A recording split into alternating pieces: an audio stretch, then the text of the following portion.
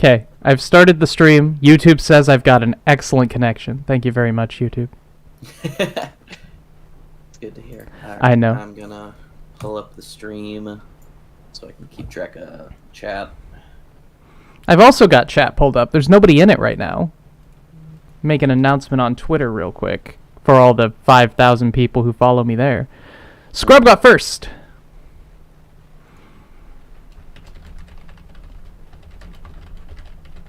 Hello, everyone. Welcome. Hello. It's All time right. to talk about it. Yes, way, Cameron. Yes, way. Hello. Yes, Cameron. Oi, hi. It's been a while. It really hasn't. It's been a week since I've been live. 2 weeks, actually. Because I was sick last week, which is when we were supposed to do this Angel Beats discussion. But I could not. I couldn't speak. I had to cancel D&D the day before, so you know it was bad. What is this? This is the monthly Explanation Point Anime Club, where we talk about different anime. Welcome, Satan. Glad you could stop by. Scrub Jackson, can one of you get the link to the stream for me? Yes, I can. Never mind, I've got the link to the stream for me. Okay. It's no big deal. I've I got was it. literally just about to paste it. Sorry. I am going to throw this on a different Discord server though to see if anybody. Okay. To see if I can get some. Posted people that to join in. Twitter for the 5,000 people there. Acknowledged. Cameron Spinal Cord Sword. Alright. I don't think we need to wait for anybody else unless you think Fire King is coming.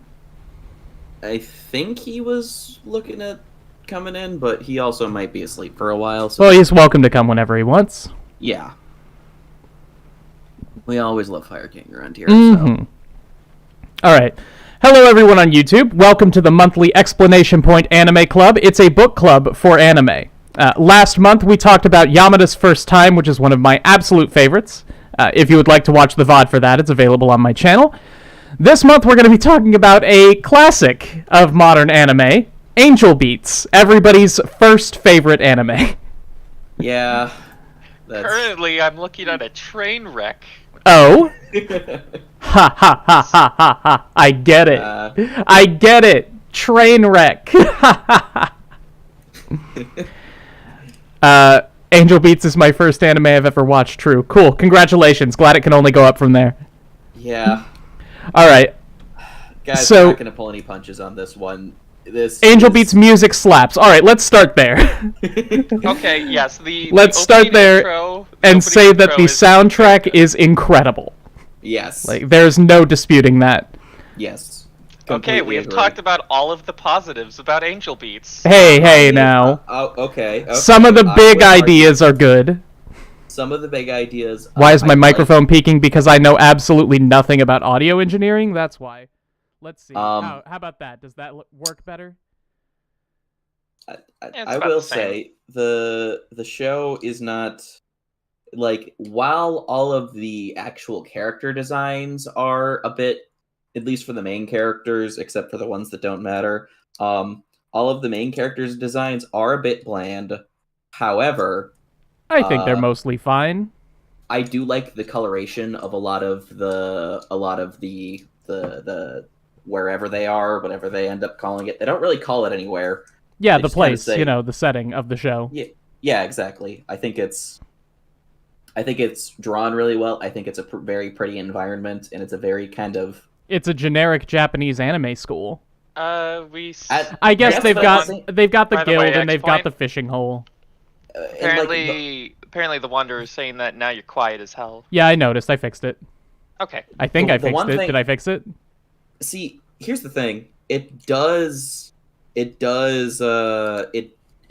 like a generic Japanese high school until you actually look at some of the interior design, and you're like, maybe it's my like lesser knowledge of like Japanese high schools in general, but the show kind of looks like, when you look at like where all the concerts are held, The it looks lunchroom. bigger than it actually should be. Like, the lunchroom looks kind of weird. It's like an idealized Japanese high school. Yeah. Well, which is the point of the anime, is that all these dead kids get to go to an idealized Japanese high school, like we all want in the afterlife. Yeah, exactly. Speaking of, off topic, I have a random question that instantly struck me when I watched the first episode. Okay. Mm-hmm. Why do they know that they're in the afterlife? Like, I get, like, oh, you have memories when you died, but, like, they just automatically assume, oh, yes, when you suddenly disappear, you're obviously getting reincarnated. I know how that works. Yeah. I've never done it. Well, I will argue that, like, they say that pretty confidently in the first episode, and then later in the show, they're like, is that what happens, though? Like, they question it without really, like, they question it without really, like, addressing it, if that makes any sense. Paperman's Like- got it. It's religious indoctrination. Yeah. It makes you certain of things that you don't actually know. Mm-hmm. Like, the way that I've been describing this show mostly to people is this show is a it is a beta for The Good Place. It is The Good Place without any of the actual meat of what made The Good Place amazing. And I don't know if maybe I'm the only one here that's watched The Good Place. Never seen ExPoint. It's kind of your brand of show. I think you would really I'm sure. like it. I've been recommended it a whole lot. Oh yeah.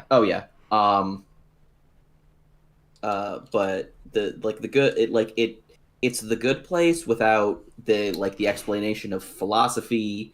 It's The Good Place without a lot of what made that show good. And so I just and after watching The Good Place, I just kind of sat there and watched this, and I'm like, wow, this is boring. Well, that's And- the thing, is that the broadest strokes of an idea of Angel Piece are very good. I love the premise of a bunch of high schoolers in a high school purgatory fighting against a something that they assume is bad, and eventually realizing, oh, the thing isn't actually bad, it just wants us to move on from our high school life. But we don't want to do that still. And like, I will admit that is a very high schooler reaction. yeah, the premise itself is the angel piece is real. Sorry.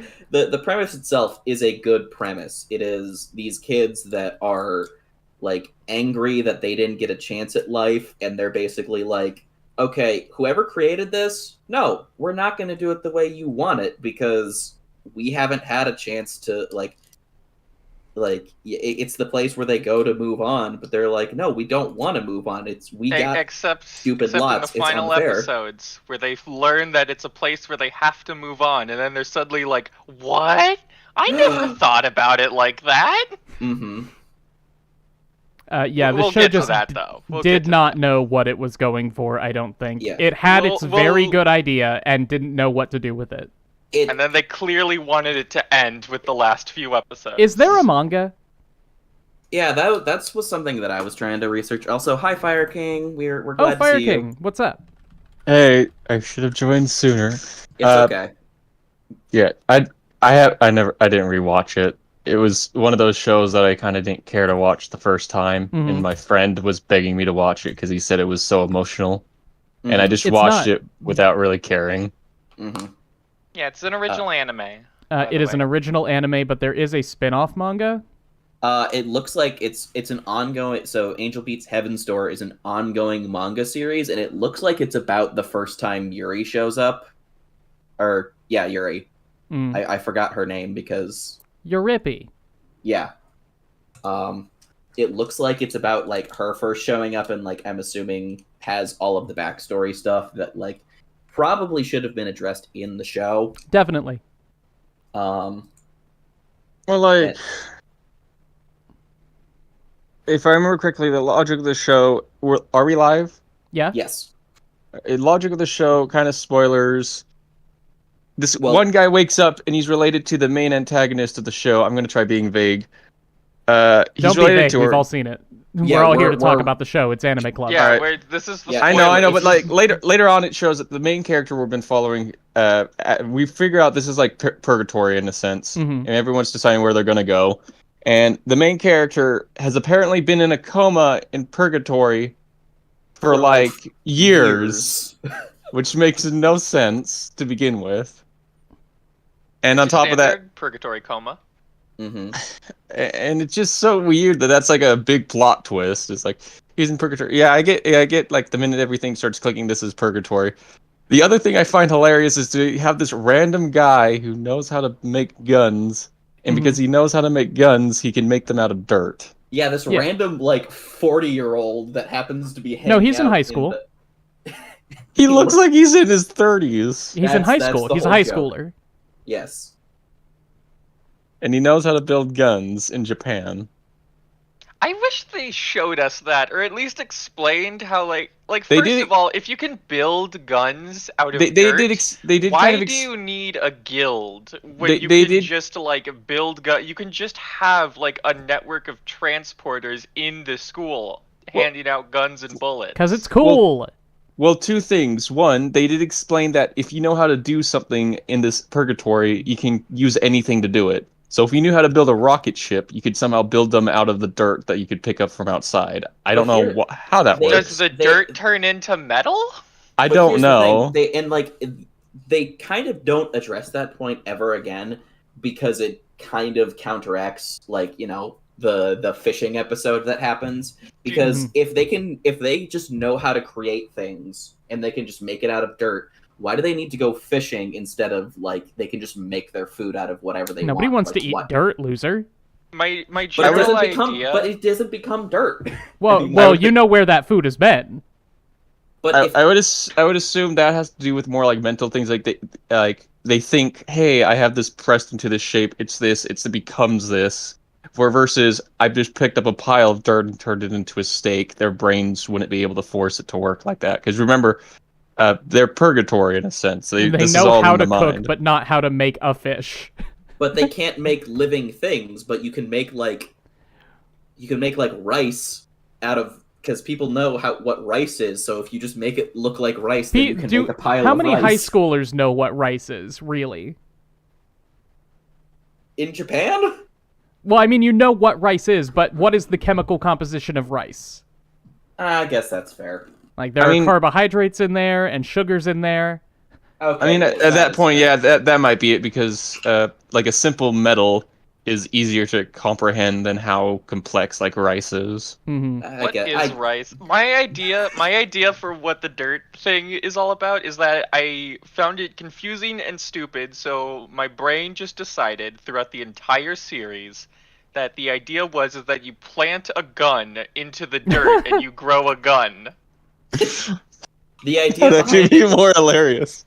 The idea behind it is the author wanted a reason to have this in the show, and he didn't know how else to address it. That is, unfortunately, a lot of how this show goes. Yep. Is they say it, and then it happens, and then you're not supposed to think about it. Mm-hmm. I mean, in all honesty, if they wanted to make a sadder send-off too, instead of everyone just randomly disappearing like their problems were solved, like they did at an actual send-off with everyone and the people who decided to stay behind for the next group. Yeah, well, you weren't here for the conversation before. We're just kind of addressing general stuff, and then we'll kind of, because I'm assuming everybody wants to talk about that whole thing from the last episode. Nah, I'm good. No? I do. I want to talk about it a lot. I also want to talk about our wonderful cast of characters. I have notes. Call me Christ. I mean, I will admit, the pink-haired one is the reason I want to learn how to do suplexes. That is fair. You mean suplexes. Whatever they're called. Yeah, so Scrub and ExPoint watched the dub, and I honestly could not stomach having it was to a start really over from bad watching. dub. It was a really bad dub. Like, Did you guys, guys pull everyone clips? who is watching right now, if you have the time, just watch the first episode of the Angel Beats dub. It is crazy how poor the main character is at talking. It's really bad. I would say you should watch the suplex episode, just because that's a ridiculous oversight from the editing committee. The director should have gotten that. I was going There's to a lot watch of things the they should have dub with caught. everybody, but one day I was at work. I did not have. I was not able to access something the very legal way of watching anime dubbed when you But so I just pulled it up on Crunchyroll. The Crunchyroll only has the sub, and I'm just like, I am tired. I just need to start watching. And then I started watching that, and I did not want to go back and watch the dub from episode 1 because I did not want to watch it a third time. So no, the dub is astoundingly bad. There's very little emotion in pretty much any performance. Not to mention randomly mispronouncing words and the fact that some characters don't work and how they didn't keep the SSS initialism for the Battlefront, which makes so many lines not work. Well, no, at the same no, time, no. They didn't do that in the sub either. I got to at least admit one thing. For the English dub, the fact that they had an American who'd only say yo is the stupidest thing I've ever seen. Yeah. And it's awesome. I do have a question, though. He's the best one of what I call not a character squad. Tragically, no one involved in the dub knew how to speak English. No, that's summertime rendering. If I remember correctly, the main character is played by Johnny Young Bosch, right? I don't know. Oh, I'm bad with the names. I only know him. I mean, we I can look it up. believe so. Johnny Young Bosch is just, Angel Beats Dubcast. I've got Blake Shepard here. So not Blake Shepard, never mind. Yes, Blake Shepard. Never mind. Yes, Blake Shepard. Blake Shepard and one other. Hiroshi Kamiya. Yeah. So it's not Johnny. Yeah, I was gonna say actually probably not Johnny Young Bosch because he's a good voice actor. Yeah, that's true. I mean, I'm sure this guy's also pretty decent. I'm sure this is just like a very I've heard stuff one with of his Blake first Shepard in roles it or before, something. and he is definitely talented. It is just not. This is probably one of his this, first apparently. roles, or if there's a bad director. I'm gonna see if there's like a dub compilation on YouTube. What year was it dubbed again? 2010, I think. 2010. It's rare to have. It would have been a bit slightly rare to have a bad director at that time, unless everyone just wasn't emotionally into it. Which was probably the case. Euripides' voice actor was also Yamada. Oh, I knew I recognized that voice. Yeah, that makes sense. Angel Beats dub. So there's an Angel Beats dub funny moments thing, and so if we ever need to pull up clips, I will find the clip. They'll be there. When was this dubbed? Angel Beats dub? As you can see, Year. chat, we are quite professional in this discussion. It was 2010.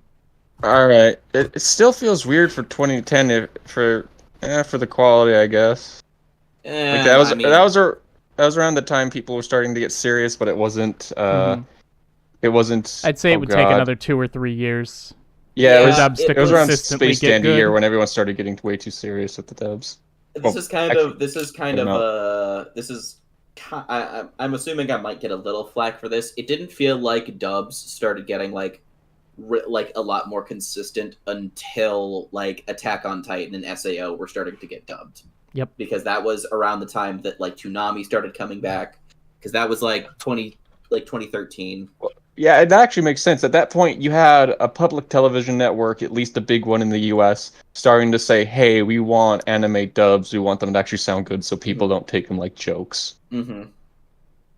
But like and at that point, there was still like One Piece still coming out, but it like they slowed down One Piece. I remember them being like, what was it, like 500 episodes behind on the dub for like years. And then suddenly they decided to catch up, and now they're like only 100. Yeah, which makes sense. But I mean, the Wano arc's a big one, so that's why. So anyway, back to the discussion on Angel Beats because we got a bit sorry. off topic. It's just it's hard to talk about dubs without talking about the industry. It's hard to talk about Angel Beats. Yes, it is. So I feel like we should go more into the plot and what we thought about it. Like, I'm talking about all throughout the plot. Yeah. Sure. So. Okay, so first episode, initial setup, good. Yes. Yes? Oh, definitely. For any intro to any show, you randomly wake up, it feel like how he has set up. It could have been a zombie show for all we knew. Yeah, absolutely. Like Could be a bit better, just in the details. Main but character... the general idea, guy wakes up in a weird place, there are high schoolers shooting each other, he's told that he's dead, and that you need to not get exploded by an angel. And, I'm here for it. Let's go. And who happens to be in the field, but the angel they are shooting at, he's like, no, this is all like a prank. I'm gonna go talk to the sensible sounding girl. He goes up to her. He's like, hey, what's going on? She's like, you're dead. And I'm like, why is everybody pulling my leg? I need some. Basically saying, I need someone to prove to me that I'm dead. Prove I can't die. Quote from man proved died. Her hand becomes a sword, and she stabs him in the heart. Just what are you gonna do? Stab me? Sam's like my first date. And then he wakes up like 12 hours later and surrounded by a bunch of people, and they're like, why did you do that? Are you stupid? Yeah. And usually plots being thrust upon somebody usually aren't very good, but in this case where it's like it can definitely work really well. Just does everyone remember that gif of the guy who's sleeping in bed and then his roommate wakes him up, shoves a banana in his mouth, and hands him a television? Just like, go running. Go. If we don't have time to explain. I think that can work great as a setup. Yeah. Like, it's all about the pacing, and the first episode probably had some of the best pacing of the entire show. Like, let's see if we can find an example of no time to explain. You can keep talking, Jackson. I can continue. Yeah, so first episode, great pacing. It's very good. There's a few things, just the poor dubbing that caught my attention, but nothing else, of course. Obviously the characters aren't getting any depth, but it's the first episode. You don't expect them to. Luckily, the second episode is all about introducing our characters one by one, and boy howdy, may I talk about the characters now. You gotta love explanation. May I talk about them now, please? Yes, of course. Oh boy. Okay, so I have the notes here. I have the notes. Okay, I don't have actual paper, but just hear the paper shuffling in your head, okay? For all of boy, do I want to hear about all these characters whose names I definitely remember. I know TK, even though nobody actually knows his name. Yeah. There's so first Otanashi. We got our main character, Otanashi. TK, my favorite Persona character.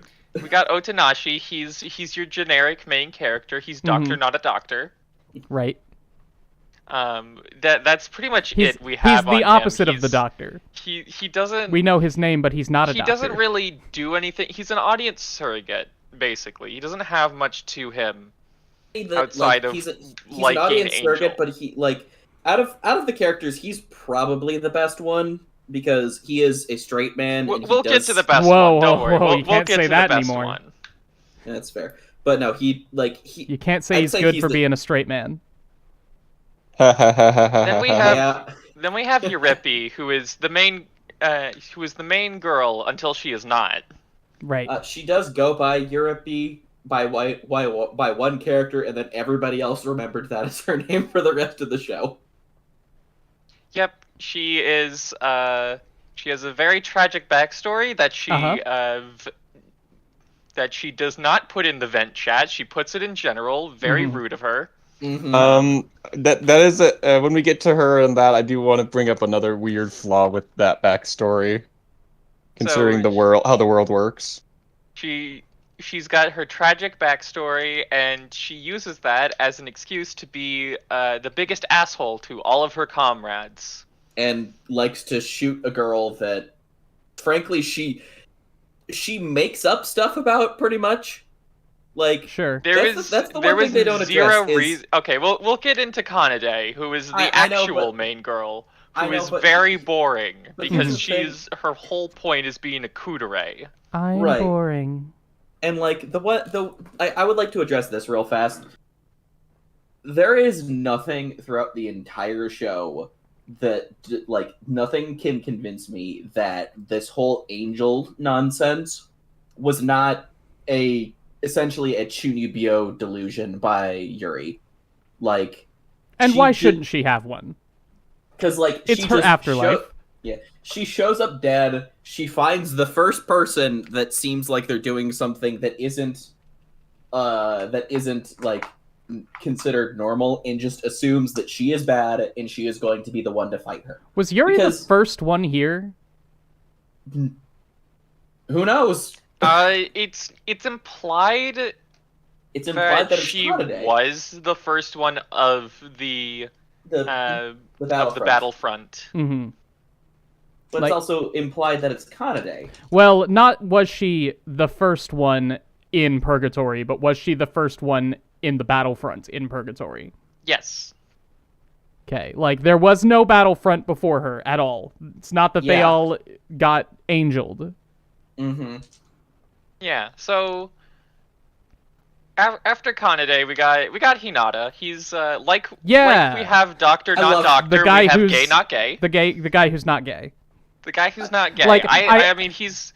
I understand. Like he's a character. I have to talk about this joke. Like, the way that Hinata's always like, yeah, bro, you're so special to me, and I just wanted to tell you that you make my life here better every single day. And the joke is always, dude, are you gay? Like, no, I'm not gay. Like, the joke is just, haha, gay. Why does it make me laugh so hard? That is only a dub thing. Really? That is not... Yeah, I did not see any proof of that in the sub. In the sub, he's just kind of like a chill dude who is, like, he's just like a good guy to hang around. And that's why I like him a lot. So wait. Another great example. The translators just decided, you know what this script needs? Homophobia. Yeah. Homophobia. Yeah. I mean, welcome to the 2010s. Like, I'm sure that's how it came across. Like, at least watching it for me, more of the joke is that, like, he's kind of a straight man, and then no, he is not. Stop. Well, in the sub, it means he is a straight man. Like, that is what that is established, is he's kind of a chill dude, and then suddenly he's a part of a joke, and everybody's just calling him stupid.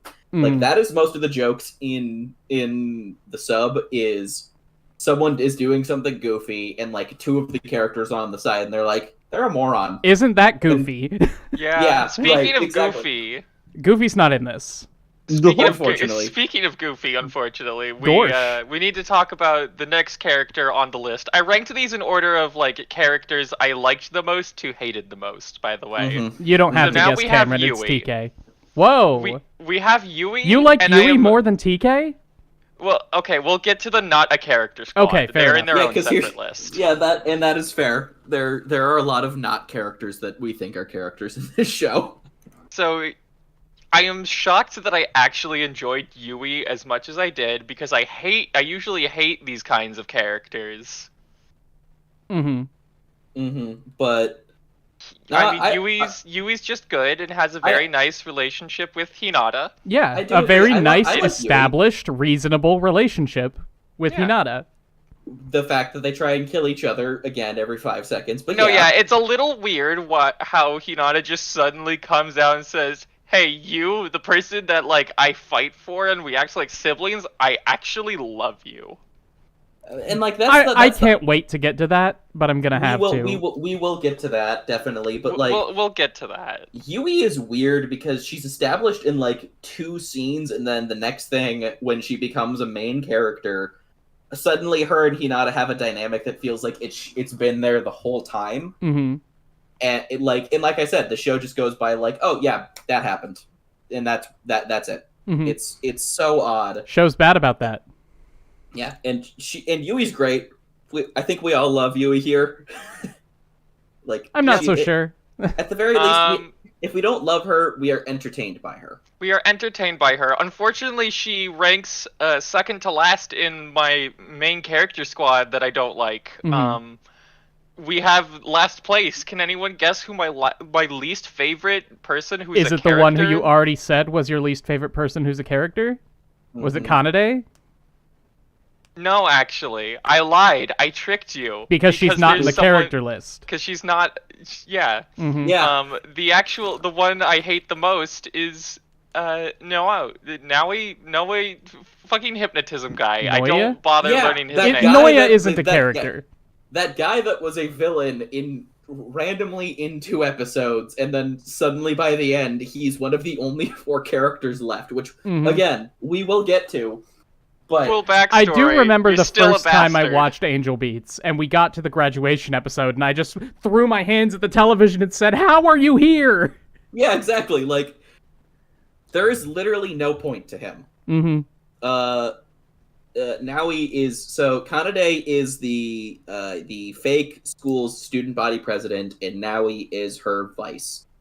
And all we know for like 4 or 5 episodes, we don't know him for the first 3 episodes, and then by episode 4, he's being established as like the person that is supplanting the student body president because of reasons that we'll get to. Right. And then suddenly he's a weird villain for not even a full episode, I don't think. Like maybe It is like half an episode.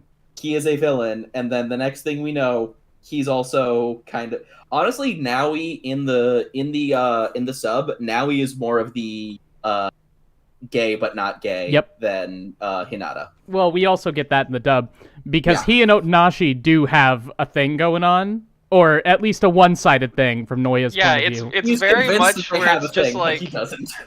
he attacks students in the street, just absolutely obliterates them. Mhm. In order to Messes keep with their himself minds anchored. with totally how hypnotism works.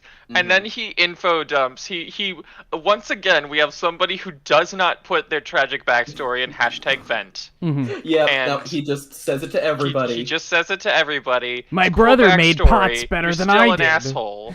And then Otonashi says, "Get over yourself," and he falls in love. Yep, and that No is the one's end of ever his called me character. on my bullshit before. And that is the end of his character. Yep.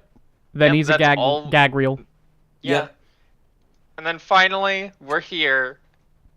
The Not a Character Squad. Love First, them. we gotta talk about number 1. And surprisingly, as much as I love TK, it's actually not TK because there's one other. The person. The I guy feel with like the we need axe. to be fair, No, I think we need it's- to talk about Kanade first. No.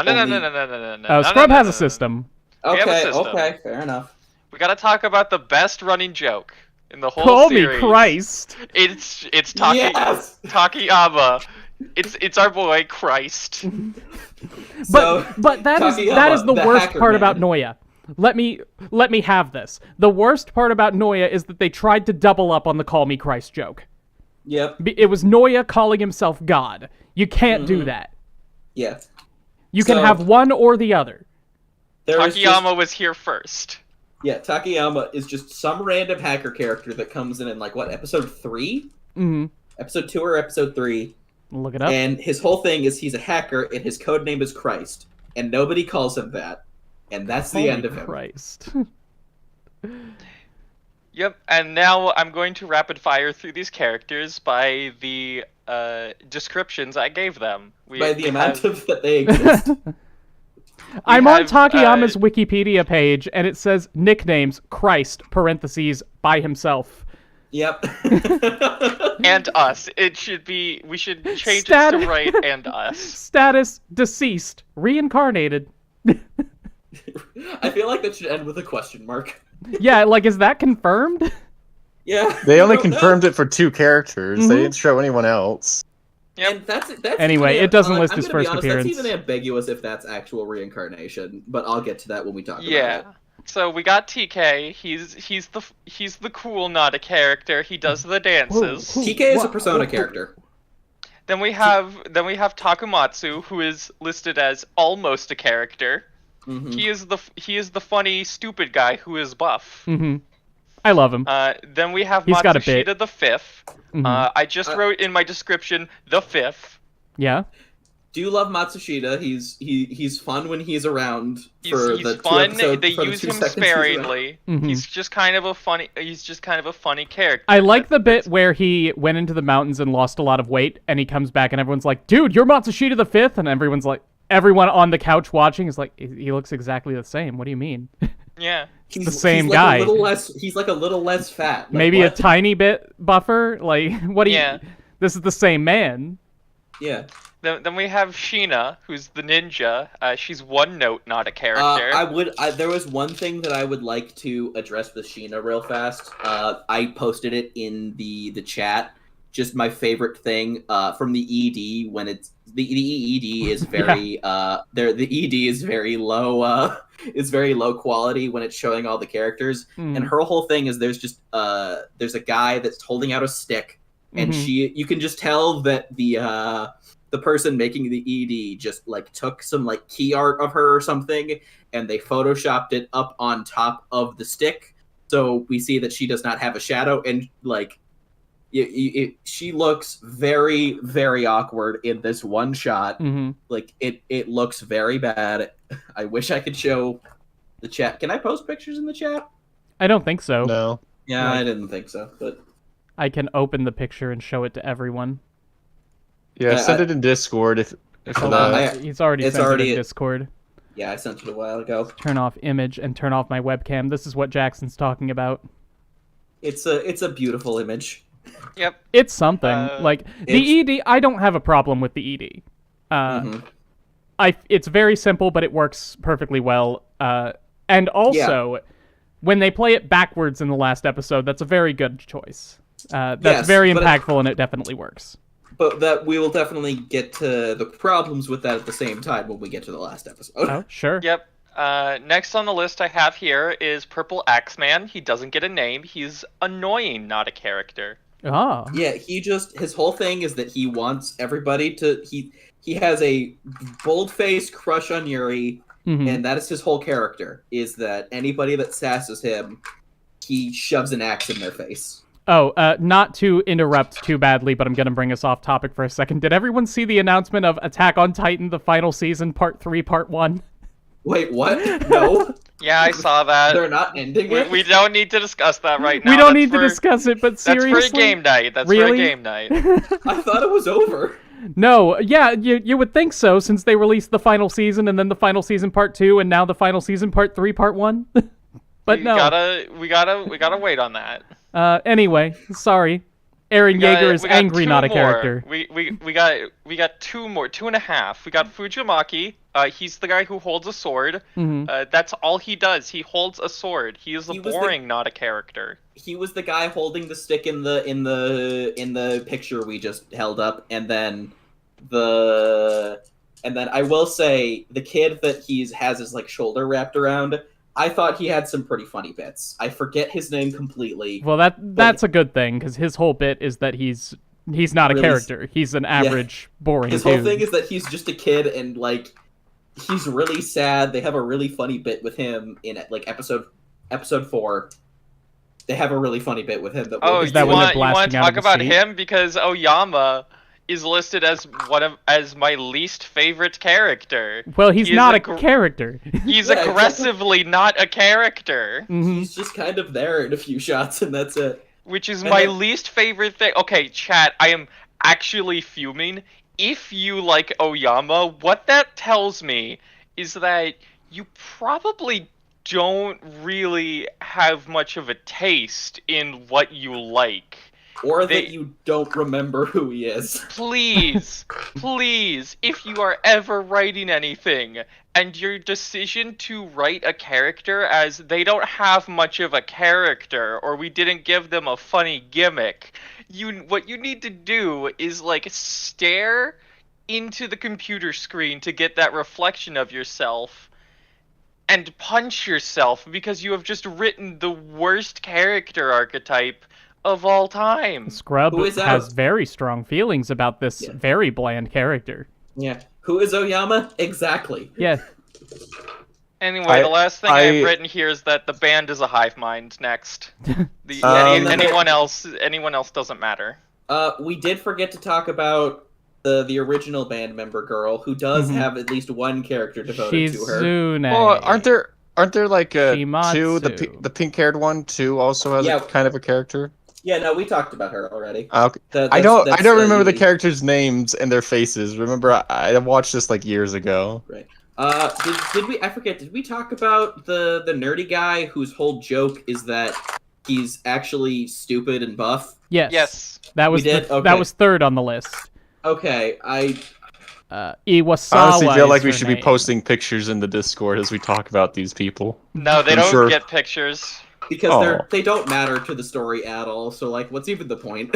That's the main problem I have with Angel Beats is that how am I supposed to enjoy this interesting premise if every character I'm supposed to care about and cry for is either not a character or is actively annoying me on screen? Well, Yeah, Jackson is over here trying to talk about Iwasawa, who didn't even make your list, Yeah, right. and is one of the best characters in the show from just a Yes. character writing standpoint. Yeah. Like, That's Only I because- didn't add her to the list because I kind of assumed we were going to talk about her in our own segment. I Well, mean, that is fair sure. because she's the only. This is an entire show where only one character out of all of that list that Scrub just made gets a focus episode. Mhm. And there's 13. there are episodes. 13 characters, and every one of them should have had a focus episode. Yes. That actually would have been pretty good. Yeah, like the 13 They episodes of literally Angel start Beats doing should have that. been 13 focus episodes on Yeah. each of these individual characters. So we We will get to had- it. We will get to it when we talk about the actual plot. But there's something that like I have an opinion on this show that could have made like the like. Well, like I'll kind of address it when we get to the point in the story to talk about it. hmm And I'm sorry to cut people off. I'm just like I've had this point brewing in my mind for a while, but I don't want to just like go off on it randomly right now. So like it is definitely a point we will talk about, but Put a pin in it. yeah, let's put a pin on this list of characters that Scrub just Okay, very fine. I'll graciously mute gave us. myself. God. Sorry, yeah, sorry. Isn't this similar to what I mentioned in the Encanto vid? Yes, it is. It's the Yes. same problem. Encanto is better than Angel Beats by a long stretch. But Mainly yes, because it it's actually the has same a problem. solid. It has a solid plot, is why that works. Angel Beats doesn't really have. We're not here to talk about Encanto. I know. When he says plot, I think he means Encanto at least has a clear beginning, middle, and end. Sure. Like they actually had an idea. They didn't. Angel Beats definitely had an idea. It had several ideas, and then decided to do all of them. hmm Angel Beats needed an editor. Yeah. This is very true. Anyway, we've talked about all the characters, and Jackson wanted to go to something else. So let's. I'll say we can probably start going over, because we're on episode 2. So, and that's all that happens in episode 2. The other thing is we learn Yuri's really, really, arguably comically sad backstory. Yeah. It's the same problem I talked about in my Magical Girl site video, is that nobody is going to take this backstory seriously. Mm-hmm. Like, It's- I get it. You have to think of something really, really sad for Mhm. Yuri to be upset about, but that can be many things. Mhm. Like, again, Iwasawa has a much sadder backstory than Yuri because it's relatable. Mhm. And this Even, is a- even, not Okinawa. What the fuck is his name? The Naoi? main character. Otonashi. Odinashi. Like, even Odinashi's backstory is I'm looking at his name. His name is on the screen in front of me, and I couldn't remember it. Mhm. Even Odinashi's backstory is a little bit over the top, Mm-hmm. but, like, Well, that's kind of what the I biggest feel like problem with tragic anime like this. I was going to talk about it in my Yuri in April video, but I wound up taking a different take. Is that you go too big. Like, Mhm. you go too big, and it's so hard to feel an emotional connection to anything. That's why Anohana is so incredible. Yes. Because it's this small, localized story that focuses on the profound effects on different people's lives that one very reasonable accident has. Mm-hmm. A child falls in a river, and that is sad. Mm-hmm. You don't need, like, my train derailed, and now my hometown is covered in chloride. And I couldn't save any people. Like, you don't need that. That could never happen. What made Anohana work was the fact that everything was centralized around one event. Yes. This is the opposite, where everybody has a specific event, and it just never has enough room to grow. I feel like that's not necessarily the problem, because if everybody had events like Iwasawa's, which were very personal, a little protracted, and grounded, I feel like it still could have worked great. But if the entire show were focused around Yuri's tragic backstory, which is ridiculous, it still would never have worked, no matter how much detail you go into. Do we want to describe it, or should we just have people look it up? Yuri's backstory is that she was left alone with her 3 siblings one day, and some dudes came in and they were like, "Give us all your money, or I'm gonna kill your siblings. You got 30 minutes to find the most valuable thing in the house, or I'm gonna start blasting." And then she picks up this vase, and she's like, "This is a big fancy vase. It's got to be valuable." Starts going down the stairs with it at 29:59, trips and breaks the vase, and then he kills all her siblings, but doesn't kill her, or does kill her. I forget. Like that's the point. Like, it's vague if she actually lived longer, or if she just held on to that for like years and then if she eventually ended up there. She has to have lived longer, otherwise she would have been sent to the purgatory preschool. Yes, because she was like, because this has all happened when she was like 9 or 10. Yeah, see, that is a question I want to bring up, is why are Yuri's siblings not here? That's the question I was going to bring up too, because I figured it was. Let's assume that she did live longer. That means her siblings had to pass through there, and if they had no one to help guide them, they would still be there when she showed up when she was older. And if she was killed younger and she was made a teenager through whatever process, I don't care. Then wouldn't her siblings also be aged up in there too? Like, but at the same time, she knows that the police, that like she was the only one left, and the police like caught the guys. So she must have lived through the event. Let's look it up. There's a link to her Wikipedia page on my screen right now. I'm willing to put money that there probably isn't going to be an answer there. Appearance, personality, background. Oh wait, what the hell? All right. Did we get something horribly, horribly wrong? Yes. Well, no. Oh. Her failure to save her siblings became her inspiration to incite a rebellion against the higher being who looks after the afterlife, and those who work for him. She assumed Kanade was Angel. In Yuri's mind, blah, blah, blah, blah, blah. The manga reveals that she died after being hit by a car while waiting at a bus stop. Isekai! Yuri explained to Otonashi that the police arrived 30 minutes after her last sibling had been killed, but how the police knew about the murders is unclear. I love that just in the manga, it's honestly just like an isekai Damn joke you, at this point. Truck-kun! And this is, I will say, this is a retcon manga. This is like what Star Wars does, where they have retroactive continuity. Mm-hmm. Well, I mean, that makes sense too. If you have to kind of say maybe they were winging the anime and trying to make the anime the saddest thing as possible, and kind of made it funny because of that.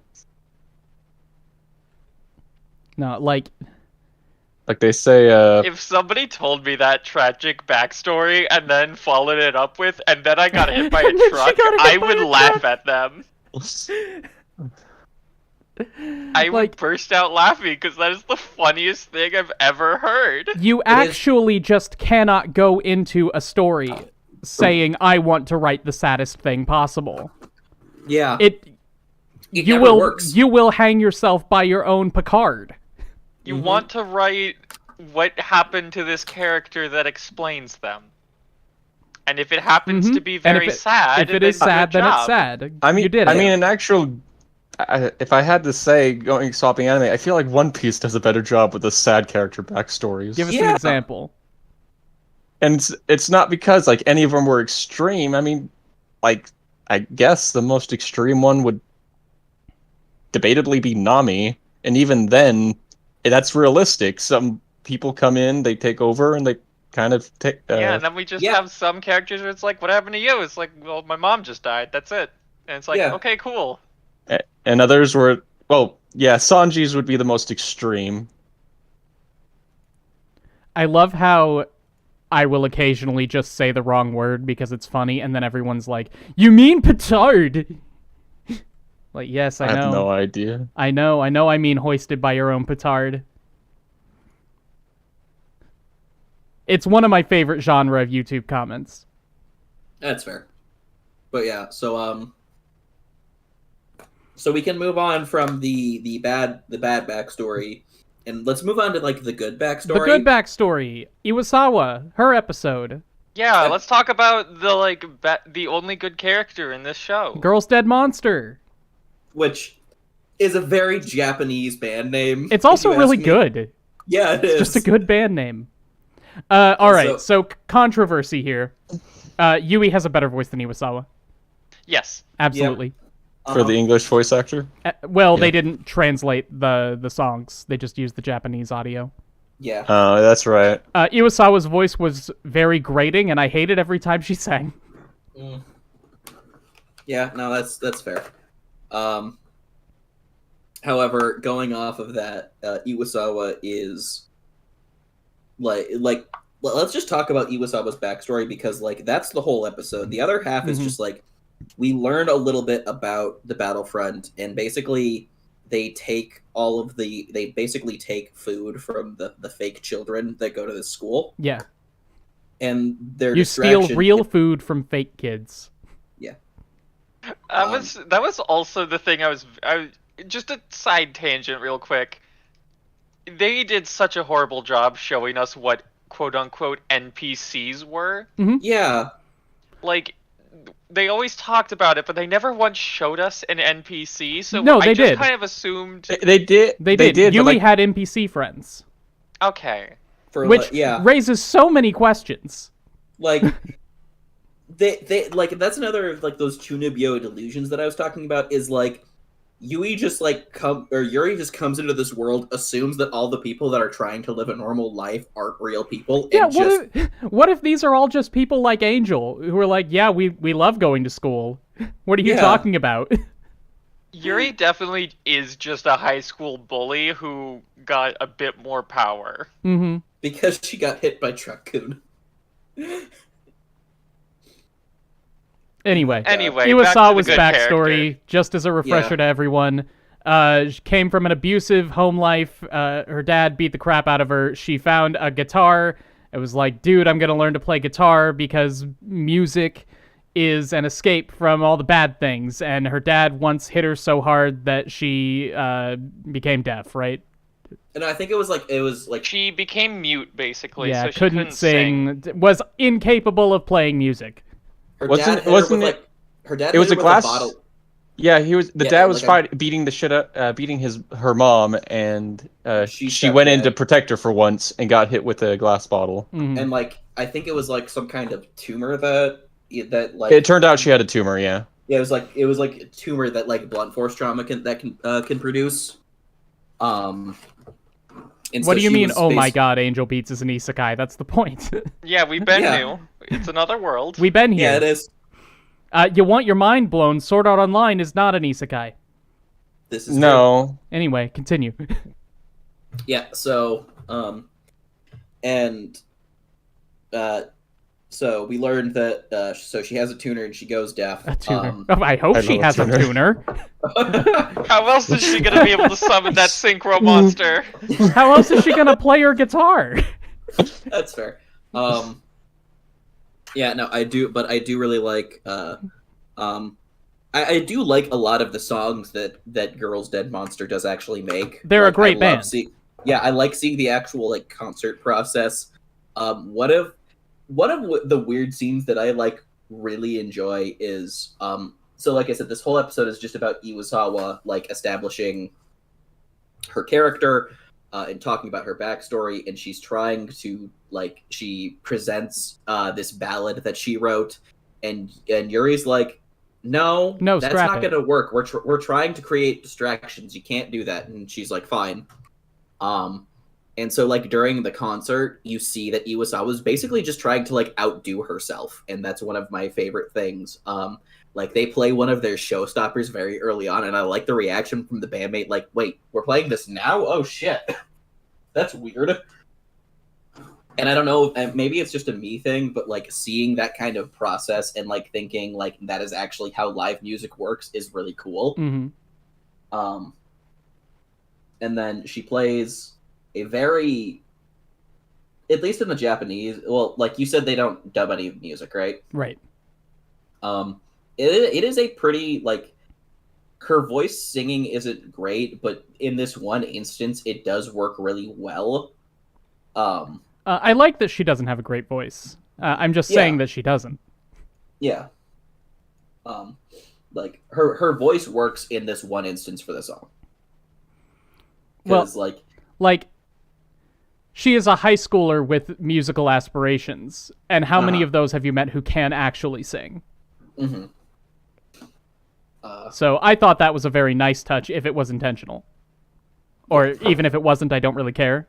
But and like it does kind of, the singing does definitely have a lot of emotion to it, and like you can definitely you basically hear character in the singing, and then she finally like finishes what she's always wanted to do, and she's the first person to disappear, which makes it weird because it seems like all of the other characters know how obliteration works, despite the fact that they're not, like, they think that Angel has something to do with it. Yeah, for some reason they just, after seeing that this girl, who clearly just fulfilled her lifelong ambitions, their main thought is, oh, I guess she was attending classes, and that's why she suddenly disappeared in the middle of a concert.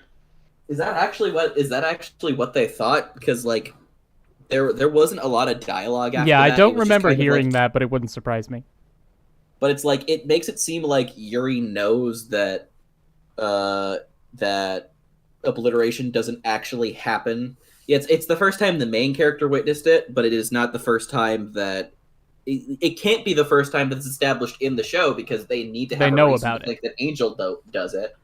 But Angel, like, this is one of the biggest plot holes of the show, is if they know how obliteration works, why are they blaming Angel for it? Because Angel was just at the concert. I think the idea is that Angel tempts people into just living a normal school life with her, and living a fulfilling school life is usually enough to trigger an obliteration. Yeah, that temptress Angel, she sure does tell people to go to class, and that's all she does. And well, I mean, like, a great example is like the baseball episode, because like right at the end, I forgot his name. Right at the end, Hideki is about to go do that happened to him, Hinata. And Hinata, yeah, gay not and gay. he gets tackled by the main character to stop him. And Yui. No, he gets tackled by Yui, which stops it. So it was either he catches the baseball, fulfills his dream of him playing baseball in real life, and helps the rest of his team not have to go to school, or they tackle him, they fail the game, and they have to go treat the school like normal for a little while. But at the same time, like, a lot of those characters, they can resolve their issues, and then they're like, no, I just want to stay a little longer. And they can just choose to. I'm kind of considering the ending, I guess. Yeah. It makes no sense. Like, that is the worst thing about this show, is so much of the world building that is established in episode 1. Yeah. And it makes no sense. It just doesn't make any sense. Mm-hmm. Yuri's obsession is with fighting God, and she does use Angel as a scapegoat because she assumes that Angel is associated with God. Mm-hmm. Because maybe she witnessed Kanade obliterating people by accident, because that is one of the only things that Kanade is ever, like, we know about Kanade. But it's episode 3. Like, if you want to watch Angel Beats in like a way that you like, if you want Angel Beats to forever be good in your mind, watch episode 3. Wait, hold on. Why hasn't Kanade been obliterated? Because her thing is that she wanted to thank Otnashi for his heart. That is incredibly unlikely that he would show up there. But we'll get to that. There are They suggest explanations. They suggest that to go to the purgatory, you have to have like an unfulfilled life. And it also suggests that if you have like he had amnesia, he didn't remember how he died. And it suggests that if you somehow don't remember, or like you somehow get there by accident with having a fulfilled life, you can get stuck there. Well, there are explanations, and when we talk about the last episode, I'll go into some of the ridiculous theories that I read about that. That's fair. And we did have our dear other patron Jacobian did suggest a few that I figured that we could go over as well. May he rest in peace. May he rest in Jacobian peace. spinal cord sword.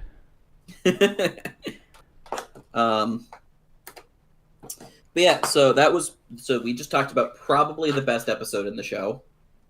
I don't think there's a probably about it. Yeah. Baseball episode? And now we move on to the baseball episode. Yay! They play baseball. Yep. We learn a little bit about Hinata, and I do like the little we learn about him, and he's clearly someone that like overworks himself, and it's subtle, so like it's not great, but it is subtle, so it works a little bit better than episode 2, which is just someone sitting down and telling them their sad backstory. With him, it's kind of more implied, which I appreciate personally. His backstory was some of the best delivered. Yes. But again, that's because it was very simple. You have a guy, he plays baseball. One time, he either did or did not miss a baseball. He died of heat stroke before we knew. The baseball scene from Twilight. Wonderful. Yeah, honestly, with the fact that Axe Guy or Halberd Guy, whatever you want to call it, the fact that Halberd Guy uses his halberd to hit the baseball, it's just an episode of Mario Super Sluggers. Or not an episode. It's a game of Mario Super Sluggers. Where, like, it's nuts the way. If Angel Beats is pure fun, why is it so boring? Yeah.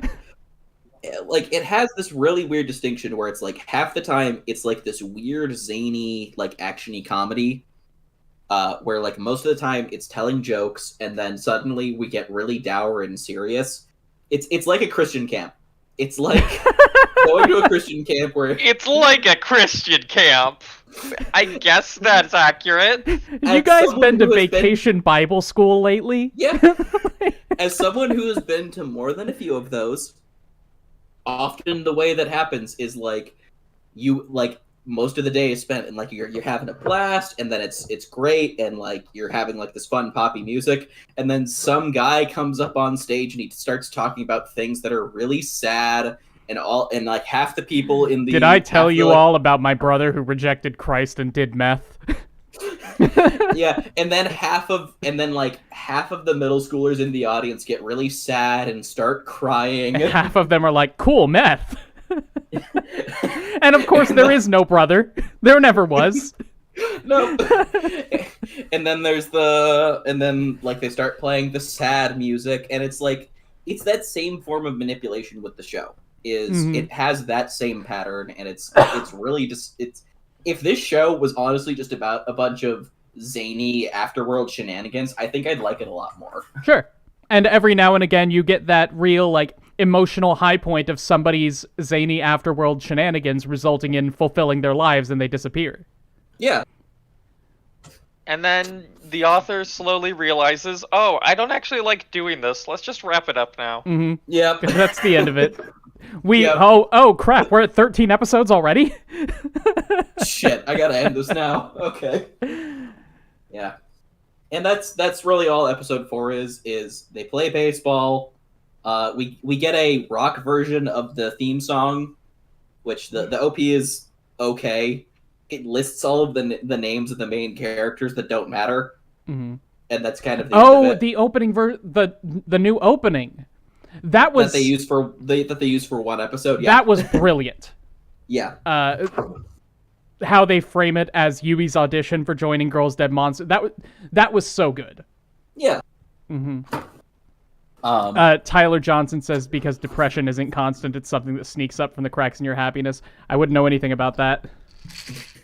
I would. Mm-hmm.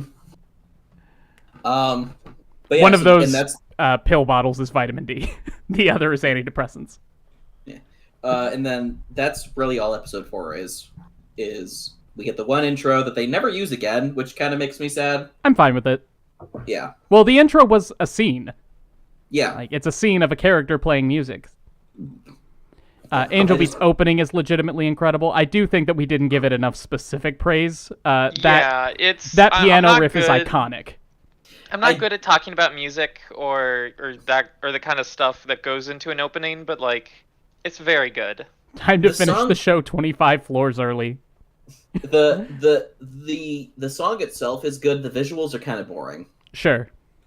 It is I was nice gonna that say, it lists all of the characters in groups of how important they are. Yep. I was gonna say any show where the characters' names go across the screen in the OP, that's a red flag. Mm-hmm. Like, because Hiro Aka was fine for it. Mm-hmm. And maybe Bakano. Mm-hmm. But and Durarara did the same thing. But the reason that it works for like Bakano and Durarara is because all of those characters do have a focus at some point, and so like it just kind of jumps around a little bit. So an occasional reminder of their names is okay, but we never actually get any focus on any of those other characters. So that's why I think it is kind of a failure. Mm-hmm. Yeah, like it's just another example of trying to portray these people as important when they aren't. Mm-hmm. Like, we don't actually need to know any of their names. Yeah. In fact, knowing Aoyama's name is a detriment because it makes us convinced not to call him Christ. Mm-hmm. Or not Aoyama. Tom. Don't get me started on Aoyama again. And this is the problem with the show. We can't remember which character is which. Because I said Takamatsu, and that's the other guy with glasses. And he's only important at the end for... Yes, Tamaguchi. That is his name. Cool. Hey, do we want to just go to an episode that we also liked? Do we just want to talk? No, Okay. We're doing episode 5 now. Okay. I don't even remember what happened in episode 5. I don't have the synopses pulled up. Give me a second. Okay, let's go to the episode where they had to do tests, because that was funny. Why do I not have any alcohol with me? I need half a bottle of wine right now. Let's go to the episode where we can actually remember stuff. And for me, that was when they were doing test exams and the funny rocket chair. Yeah, no, that's a good thing. This show has one thing. This show has one thing going for it, and it has its own version of What You Say. And that is my favorite. I will remember you. Yeah, it had any dumb meme song that episode 5 is where they bully Angel. Yep. No, wait, is episode 5 when they do the test? Yeah. Yeah, at the end they the reason why they had the rocket chair is because they're trying to get her test scores and change it so she fails. Mm-hmm. So episode 5 is literally... Again, this is literally just one person convincing a group of people that bullying this student is okay. Yeah. So episode 5 is there is a they are doing they're doing standardized tests, and they're like, hey, Angel's kind of in charge. We should make it so she fails her tests. Yeah, they literally she's not the student body president. Bully Angel out of her job. Yeah. No, was it one of the scenes the guy with the glasses just rips his shirt off to try to be a distraction? No one cares, and he just goes flying into the roof. In terms of jokes, this is the funniest episode. So they're trying to make it in terms of intentional jokes, this is the funniest episode. I laughed far harder later. Yes, that is also very true.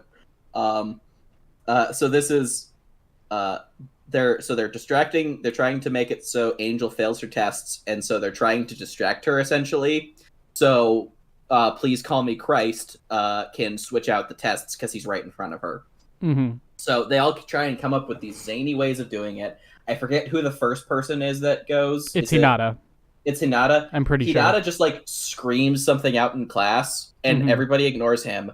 And we get the first instance of Yuri just hits a button, and his chair goes up, and he's in a rocket chair. And they play the ED song, like it's What You Say. And then it ends abruptly, and we just move on and see Christ switch out the papers, and it's so funny. By the way, if it sounds like we're praising this anime more than we hate it, it's because most of it is boring as sin. Yes, this is the episode that probably has the most engagement. Because hold on, did we talk about the guild at all? No, why would we? We just skipped it. We skipped the Indiana Jones gauntlet. Yes, where they were picked off one by one. It's literally just introducing all of the characters and telling to us, oh, none of these guys will be important because they're all one note. So the guild is... Come on, Aoyama forgetting about all the traps was a bit. That was an intentional joke that they did on purpose. That is fair. It sure was a joke that I don't think was very good. Yeah, so there is an underground facility that's where they get all their guns. And the way they go about it is they walk through like ExPoint was saying, an Indiana Jones dungeon. It's literally a dungeon from like D&D where it's like every room has a trap. And some and it's my least favorite kind of trap design, right? Because all of these traps were clearly just made to let these characters do fun stunts. Yes. Like, you don't design a laser trap that's just one laser going back and forth, and then two lasers going back and forth, and then an X. Like, you design 86 lasers at different angles, all in the room at once. Yeah. And every single time one of the characters dies, and the callback to that later is my favorite, too. That's honestly a funnier version of it. But yeah, and it's just Indiana Jones level. The way they get the ninja girl is really funny. She apparently really likes animals.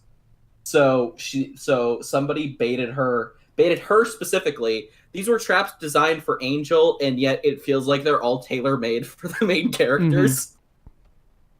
Angel Beats like Glee? You need to explain that one, buddy. There are high schoolers who sing. There's only like a small group of them that sing too, and even then, I think there's only Angel a small Beats group of them who sing in Glee, the Glee Club. Well, they always have like big musicals though in Glee. Like they had a musical where they had the gym teacher at one point. You watch Glee? No, I just remember that from the trailers.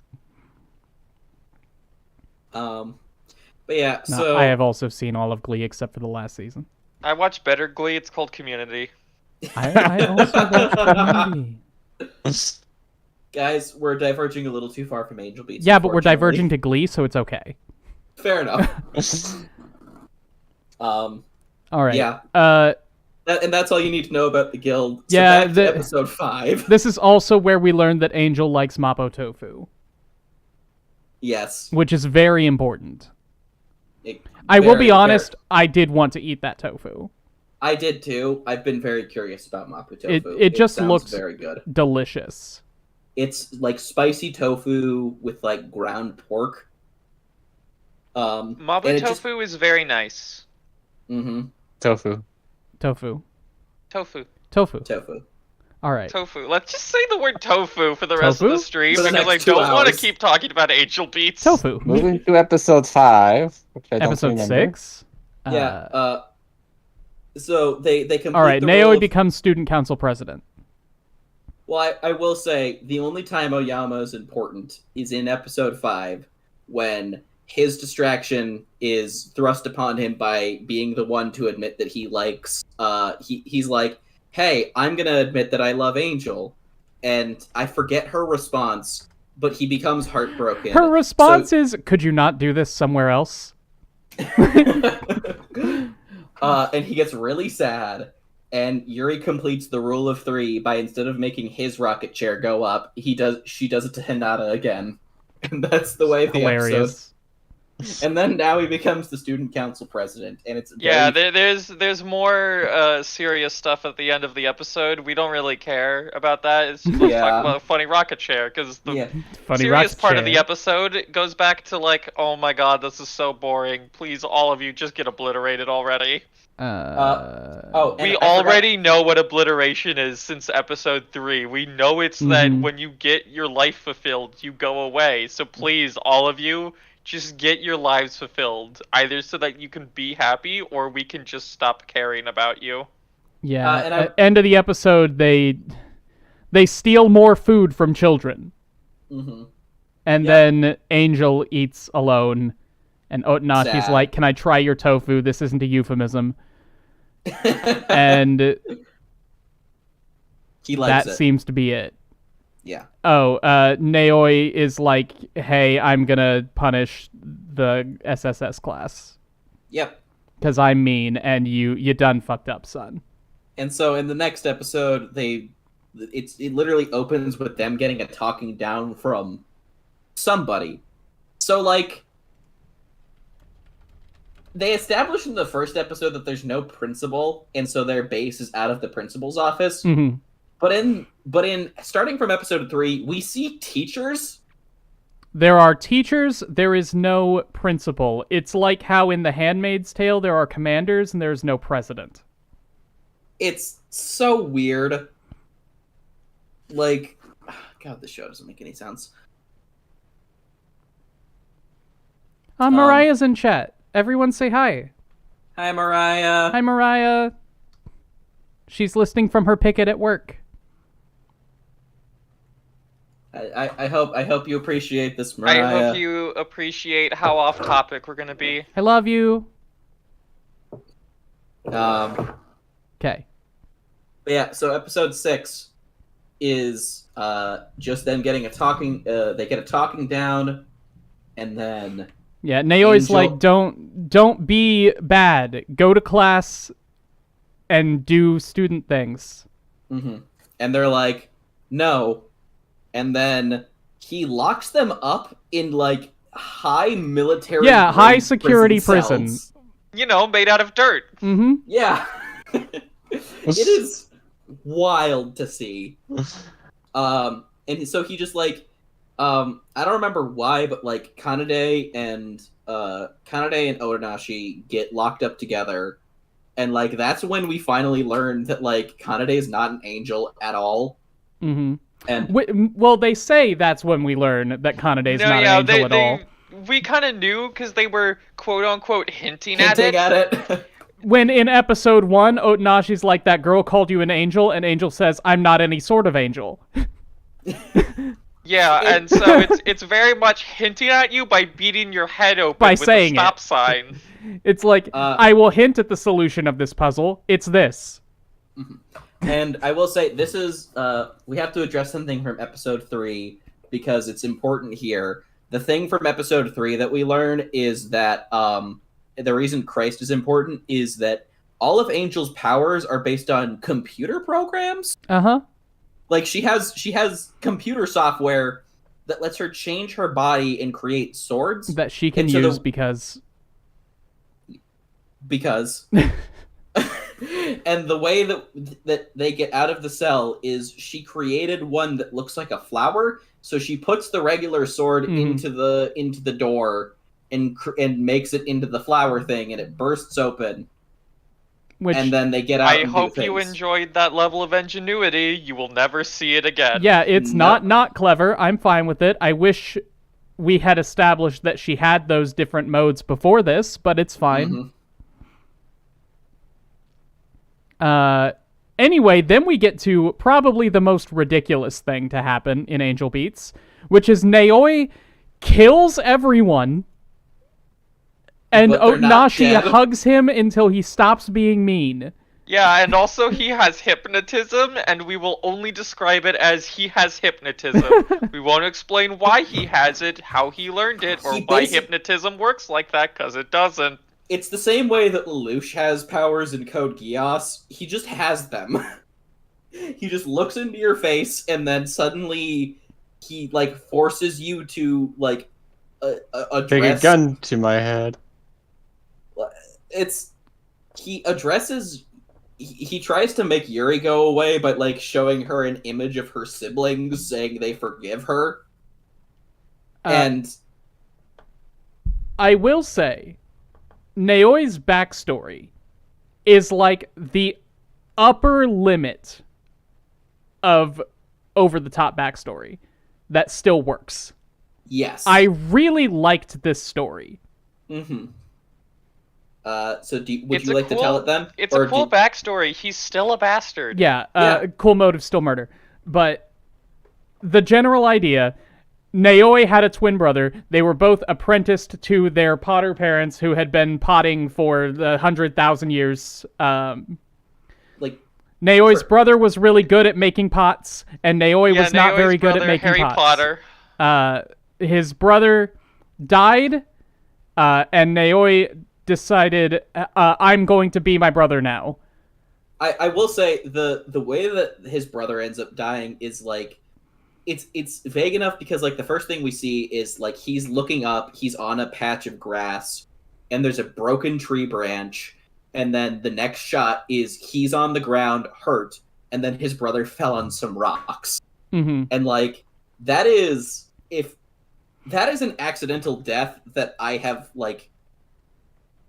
I know people that have experienced stuff like that before, so I think that is the thing that makes this. I think that's what grounds this the most is that they were just kids playing, and they were doing something they probably weren't supposed to do. And likely would have gotten in trouble if they got caught by their very like traditional seeming parents. Mm-hmm. I can't believe Moon Knight ripped this off. And it's a good shot. Like this is where I really like a lot of the animation. Hold on. That's not what this says. Really? Ayato Naoi was born into a family famously adept at the arts of pottery. Along with his twin brother and his father, they stood up for their fame as excellent potters.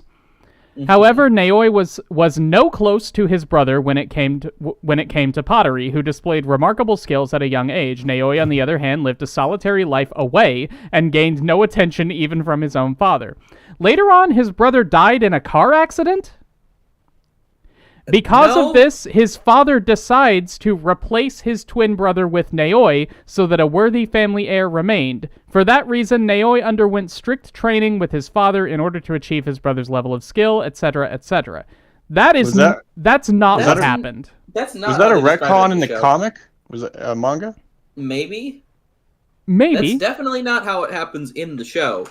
Like, maybe he was being metaphorical when he says he became his brother. That's not 100% clear, but like I didn't see any proof of a car accident. I saw we look up shining sun, broken tree branch. I do remember that. There was no mention of a car accident that I remember. There was no car in that shot. That means it must have been like the manga, whatever it's called. But this doesn't mention the anime story or that came from the manga. When we were reading Yuri's Wikipedia article, it said in the manga she gets hit by a car.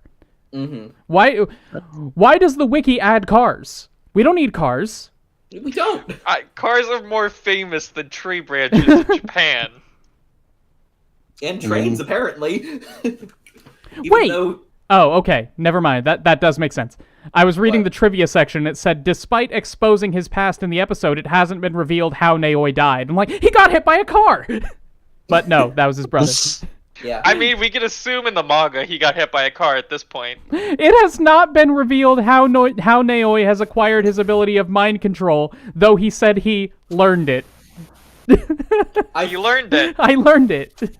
Hey guys, you remember when you die, you go to purgatory, and then you just learned how to, like, become the best artist in the world, or you just happen to learn how to, like, create guns out of dirt? Fire King, you're buzzing. Never mind, you're good. That must have been me just laughing silently into the mic. Nah, you're still buzzing. It's, like, honestly, I'm, like, we can speculate on how Naoi died. His dad died of, like, some random disease, or what was it again? Wasn't it, like, a disease? illness disease. Yeah, the nebulous blood disease. Yeah. Same thing that Cowrie got. Yeah, that's fair. But then Otonashi says, "Nah, man, you should just not do that," and he does it. Mm-hmm. Don't be mean. Oh. And he Oh. dies. Like, we're definitely being a lot more. He like, caught we're, the we're, death. We're generalizing with it, but No, we're not. Naoi just gives up his evil plans of being mean. I wish I could be more God. specific with it. There really isn't much more to it. Otonashi says, "No, dude, people do care about you, and you don't You're have your to own be person." mean." And then he's not. And mean. then he's not mean. That's all it takes. It's like, why didn't we think of this before? like. What happened after that? That was when That was the end of the episode. That was Yeah, the end of the the episode. episode. That was the end of the Ends with episode, Naoi crying and to the then- sky. And the next one, I think Otonashi. That was the fishing one, right? The next one. The next one is Otonashi's backstory Oh Yes. yeah. Yes. and this the is- fishing episode. Is it? It is I both. think the fishing episode is the next one. No. Fishing episode. No. We get Otonashi's after the whole mini arc about No, Angel and no, the the multiple other- clowns. No, the other half comes after that. Yeah, 'cause no, this is it's when in two This is when parts. we initially learned things. So This is when we learned that Otonashi killed his sister. Yeah. Yes, that's right. Just So- straight up manslaughtered her. So I will Fucking say. loser. So I will say, like, this is the only time Naoi actually like has a purpose, because his whole thing is he has this weird hypnotism that he uses to make a bunch of very dumb jokes later on. But in this episode, they sit down with him, and Yuri's like, "Hey, use your hypnotism. He has amnesia," and now he's like, "Cool." And Why did it then- have to be this? Why couldn't there just be like, I don't know, lock him in a closet for sensory deprivation or something? I feel like instead of coming up with this whole convoluted high school, it'd be easier for God to create a therapist. Honestly. But so we learn Otonashi's backstory. Scrub, do you want to go over this one? No. Not particularly. No. None of us want to talk about it. I mean, I'll do it. So contrived, and my friend was the one who was like, "This is gonna be the Okay, saddest I can part." go over it. I can go over it. So Go for let's get in on this. At least for this episode. Our main character Otonashi, what a wonderful dude. What a cool guy. I don't know a single character trait. Anyway, he's got a sick sister. She Sickster. also caught the illness disease. No, Yeah. she So has she is- cancer. She she's very specifically has sick. cancer. They did name her illness. It is cancer. Okay, that's fair. So Otonashi is, paying for medical bills as well as living on his own, and he's doing that with a single road construction job, as you do. Mm-hmm. In Japan. It's very affordable, apparently. As a 16-year-old. Yeah. Well, Japan has more lax child labor laws and lower healthcare costs. Apparently. So he's he's taking care of his sister. Everything's going well. He's kind of just living just a meaningless life at the moment, and so he decides it's Christmas time. You guys know what Christmas is. It's the happy time. Mhm. That means my sister and her cancer will be happy if I take them out. So he decides, yeah, it's a good idea. I'm gonna ask the hospital if I can, take out my sick sister in a cold ass December night. And the doctor we says, "What the fuck? No, no, What you the can't fuck? take your cancer-ridden sister out into the snow." And so he does it anyway. Because what do those doctors know, right? They don't know how to make my sister happy like I do. And then she died because of it. Could you guess? Did you guess that? Did you realize that she would have died from that? Can you guess? The By answer the end is of it, yes. she's got like She's got Brother, like 3 IV hookups. why are you unhooking my IVs, brother? It's ridiculous. It really is. It's the funniest thing ever, because everyone No, it's would not. guess that's a bad idea. Oh no, there is a funnier thing coming. Don't you worry. We'll get there. Oh yeah, nope. I know oh yeah, I know what you're talking about. Oh my god. You can continue from there. I'm dying. Anyway, of cancer. Sister dies of cancer. Otonashi decides, I'm gonna be a doctor to make sure that nobody ever takes children out of the hospital again. No, we don't learn that yet. We don't learn that until like 3 episodes later. No, we learn that now. No, because after that he's just like really sad, and then he wakes up, and that's all he remembers. I don't think that's true. I'm pretty sure. No, we get to the train accident here. No, we don't. Train accident's later.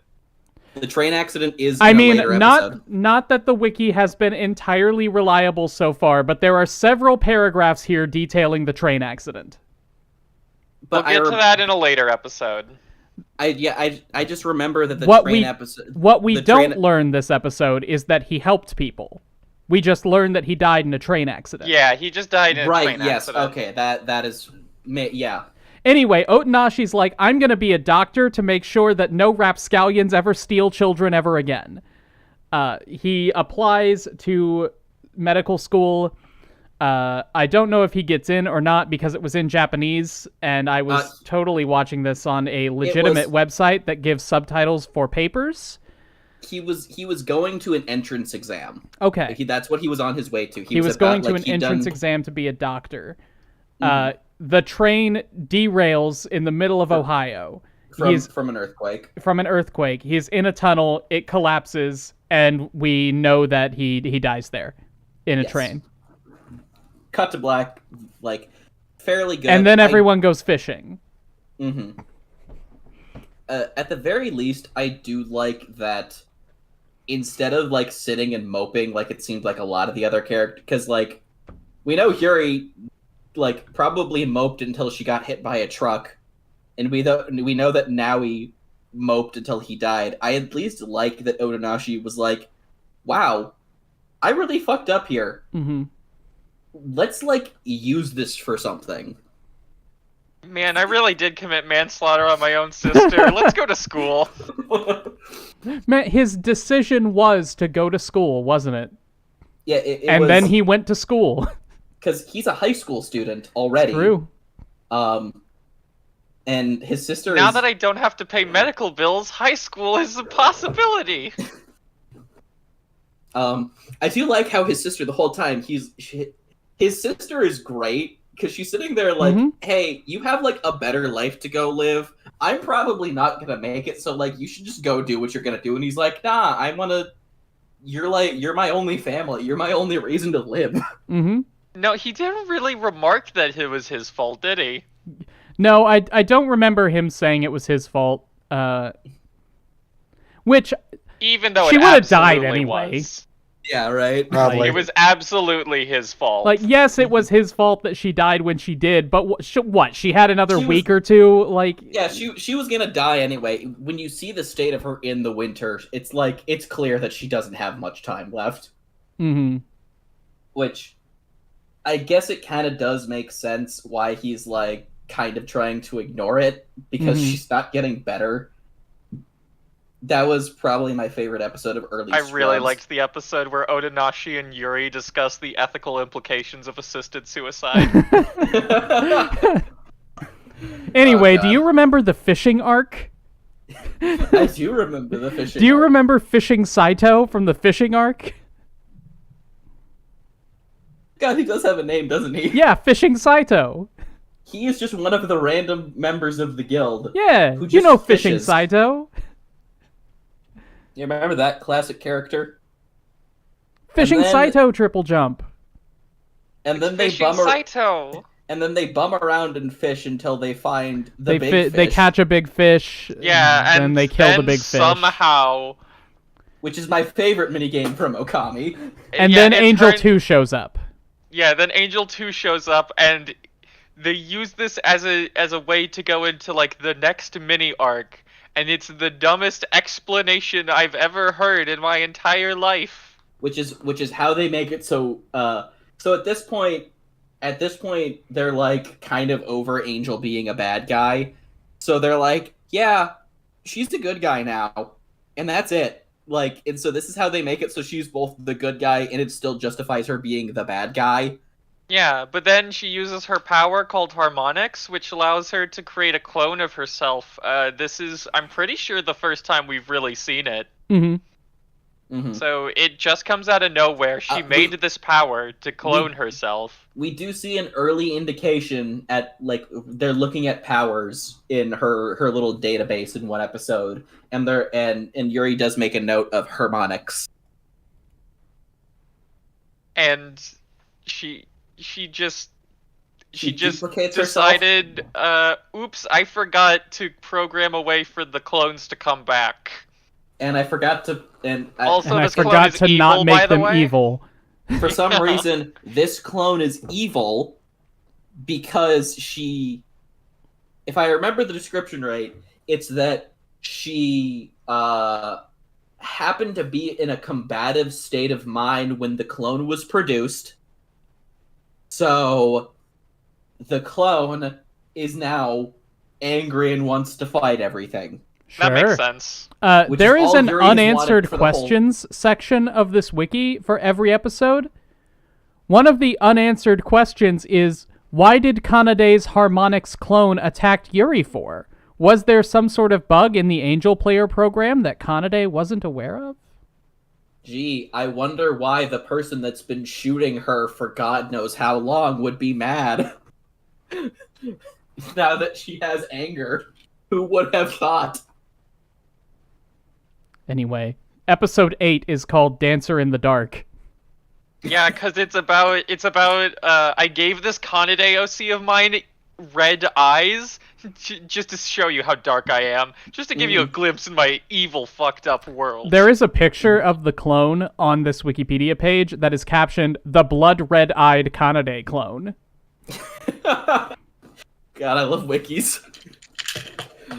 Alright, so yeah. Jesse points out that the clone arc always baffled them as a teen. And it baffles me now. Why do this? Yeah. Right. Why have it be like this? Just have it be different. Yeah. This literally serves 0 point in the continuing story, by the way. This is filler. And this is the whole one episode. So it's the clone is on a rampage, and they need to figure out where it went. And it turns out it went to the guild. And it has a follow-up to the joke from episode 2 where everybody dies. I think in this one had me laughing more than anything else. The fact that so the Angel clone makes other clones, right? And then everybody decides that it's like one of those shows where all of the characters need to like one character stays behind to fight the baddie, and then the rest move on to go do other things. And everybody dies in the exact same way in this. Angel makes a sword, they jump on top of her somehow, and they just lean on her, and everybody moves on. And they do that 5 times.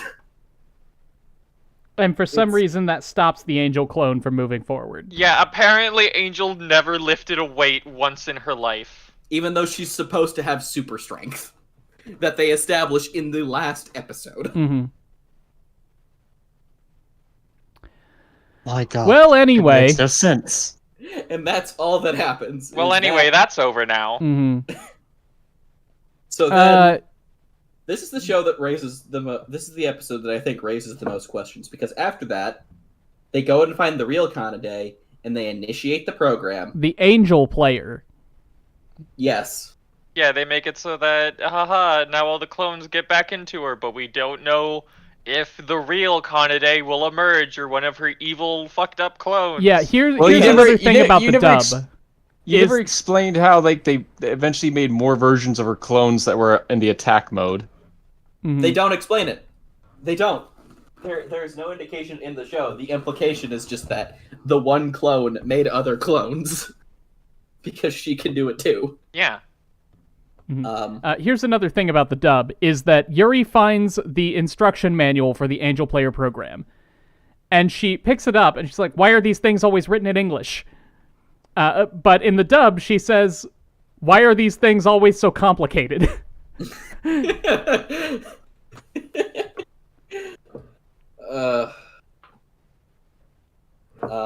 So then, so Yuri learns to code.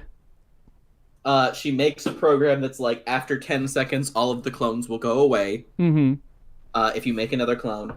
And so, Otonashi goes to Kanade, and he makes the other clone, and the clone's like, haha, this was all part of our master plan. Now, we're all real people, and so now we're all gonna invade her mind at once, and we're going to destroy her. And it's... Why did they even stop them then? If that was their whole plan, they could have. One of them could have just made another clone, and then they would be the one that had all of the other clones absorb into them. No. What they should have done is make it so instead the thing said something like, when another clone is made after 10 minutes, all clones will disappear. Yeah, disappear, not go back That makes into sense, Kanade. Fire King. How dare you say that? Yeah, you can't do that. Yeah, that's not cool. We're not here to make sense. We're just Ben here to talk asks, about "What the is show." the metaphysics of real Kanade?" Have you read any Averroes? Because I feel like that's going to give you your answer. Yeah. and that's the whole episode. It's literally the most action-packed. Well, no, it's not. It's filler. It's just dumb filler that's there to make a few jokes, and that's it. Sure. Because I honestly can't think of any other reason why it's there. More Kanade clones. Kanade suffers. Where's the unanswered questions section? There isn't. Oh, yeah. It remains a mystery on why the Harmonix clones of Kanade would attack Yuri and the rest of the main members of Battlefront, despite the original Kanade having no interest in fighting them. Could it be possible that there was some sort of glitch/bug in the Angel Player program that Kanade wasn't aware of? No, They explain it, though. Yeah. They do. They say they presume that because Kanade was in a combative state of mind instead of a defensive one, that's why it's aggressive. Yeah, Doesn't make and sense. also these are the people that continuously shot you with bullets. She's probably got a grudge in there somewhere. I'm sure. Now, The Kunoi's next are devoid episode, of all personality. That is their point. episode 9 is called In Your Memory. This is the part where I forget everything that happened. Isn't this the one where, like... This is the one where the train Shadow- scene is actually shown Yeah. up. Yes, This is the one okay, where I we do actually remember learn all that of part. Otonashi's backstory, which, like, as the kid that like had to get caught up in a situation, I at least like that he is the one that makes an effort to, like, he becomes a leader to a bunch of people that get stuck in a shit situation, and he's like, I'm gonna ration food and water, and this guy that's clearly being very this guy that's clearly causing problems, and We're gonna kill him. panicked. Yeah. I love how, like, he's coming up with a rational plan, everybody's cool with it, and then one dude just starts stealing water out of nowhere, just like, we're all gonna die. You can't do anything about it. Like, bro. And here's the thing, in those kinds of situations, some people will break, and so I do understand why they had him do it. Is like he Didn't feel like he broke it. I mean, he'd been in there for what, a day and a half? Yeah, he literally just decided to be rude and just Like, mess I'm with mean people now, for and shits Otonashi was giggles. like, "Don't be mean," and he was like, "Why would that ever work? I'm gonna be mean. I'm gonna steal the water." I do very much like, though, because this is after Otonashi's personality change. So one of the people that barely survives is, I believe, a train conductor, or like There were no guy- train conductors on board. whoever the guy in the pilot suit. So I'm assuming, is he the one that's like running the train? It's never clear what he is. Pilot suit. I'm not familiar. The only guy I remember is Igarashi. Like, I remember it's like they like take out one of the chairs on the train and they put him in the chair because he's got like Oh, that guy. The guy he's who got like dies something later. over his yeah, he's got like something over his eye and his arm's in a cast, and he's clearly not doing well, but they're still trying to keep him alive. Mm-hmm. And he ends up like, they reveal that he's dying. He's already foamed at the mouth, so he's already probably been dead for a while. But Otonashi's immediately like trying to resuscitate him. Mm-hmm. And that's not a lot of character, but that's at least a like.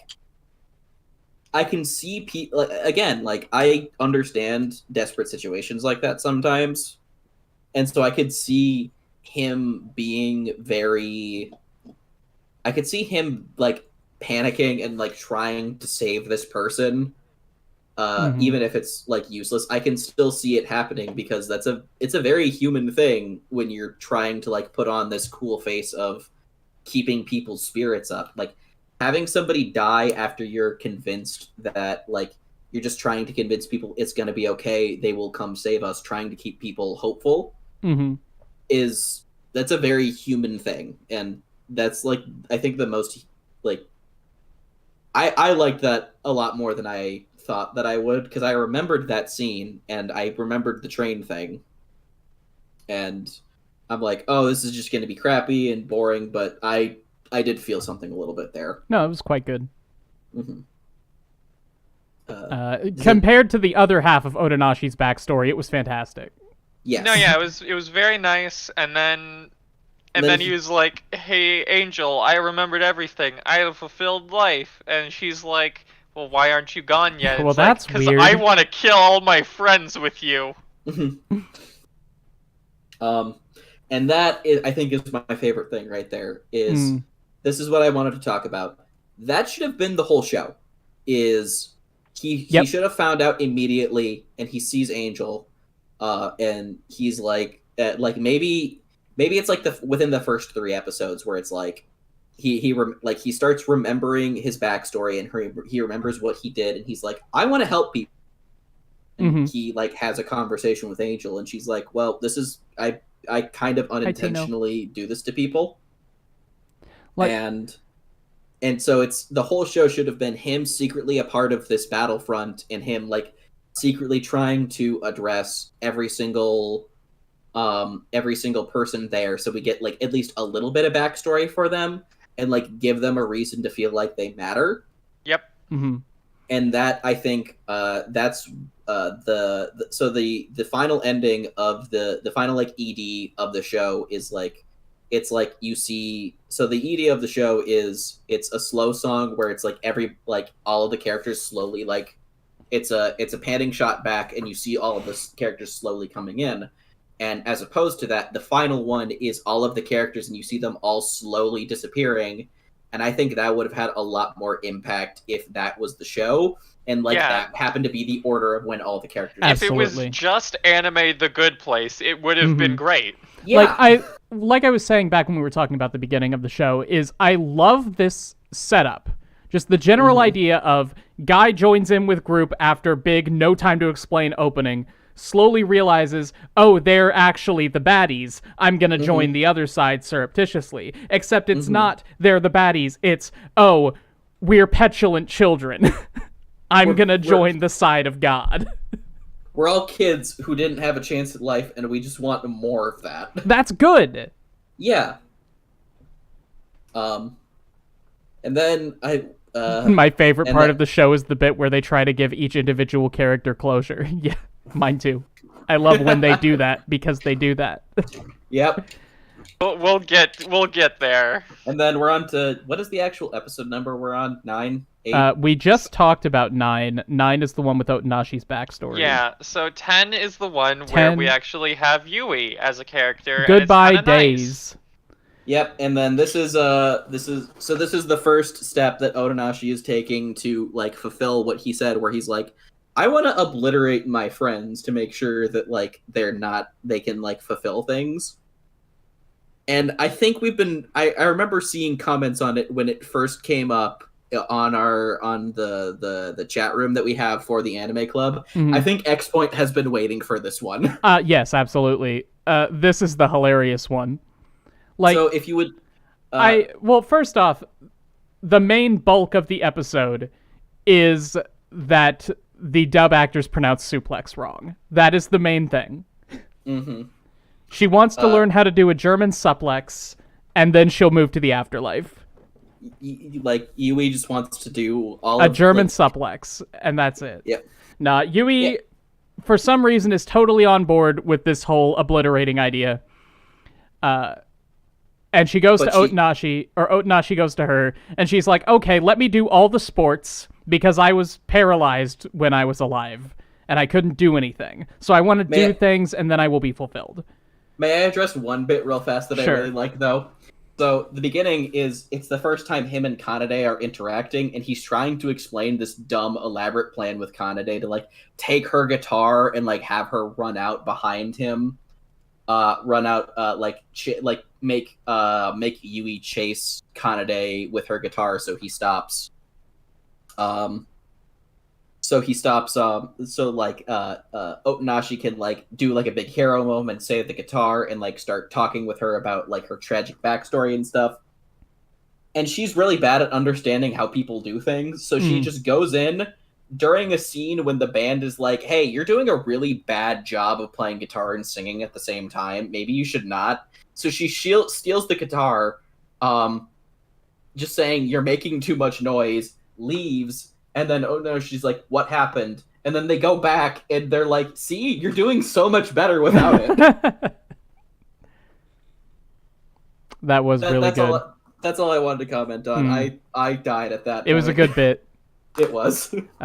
Anyway, Yui's like, because I couldn't move my body when I was alive, I want to move my body now that I am dead.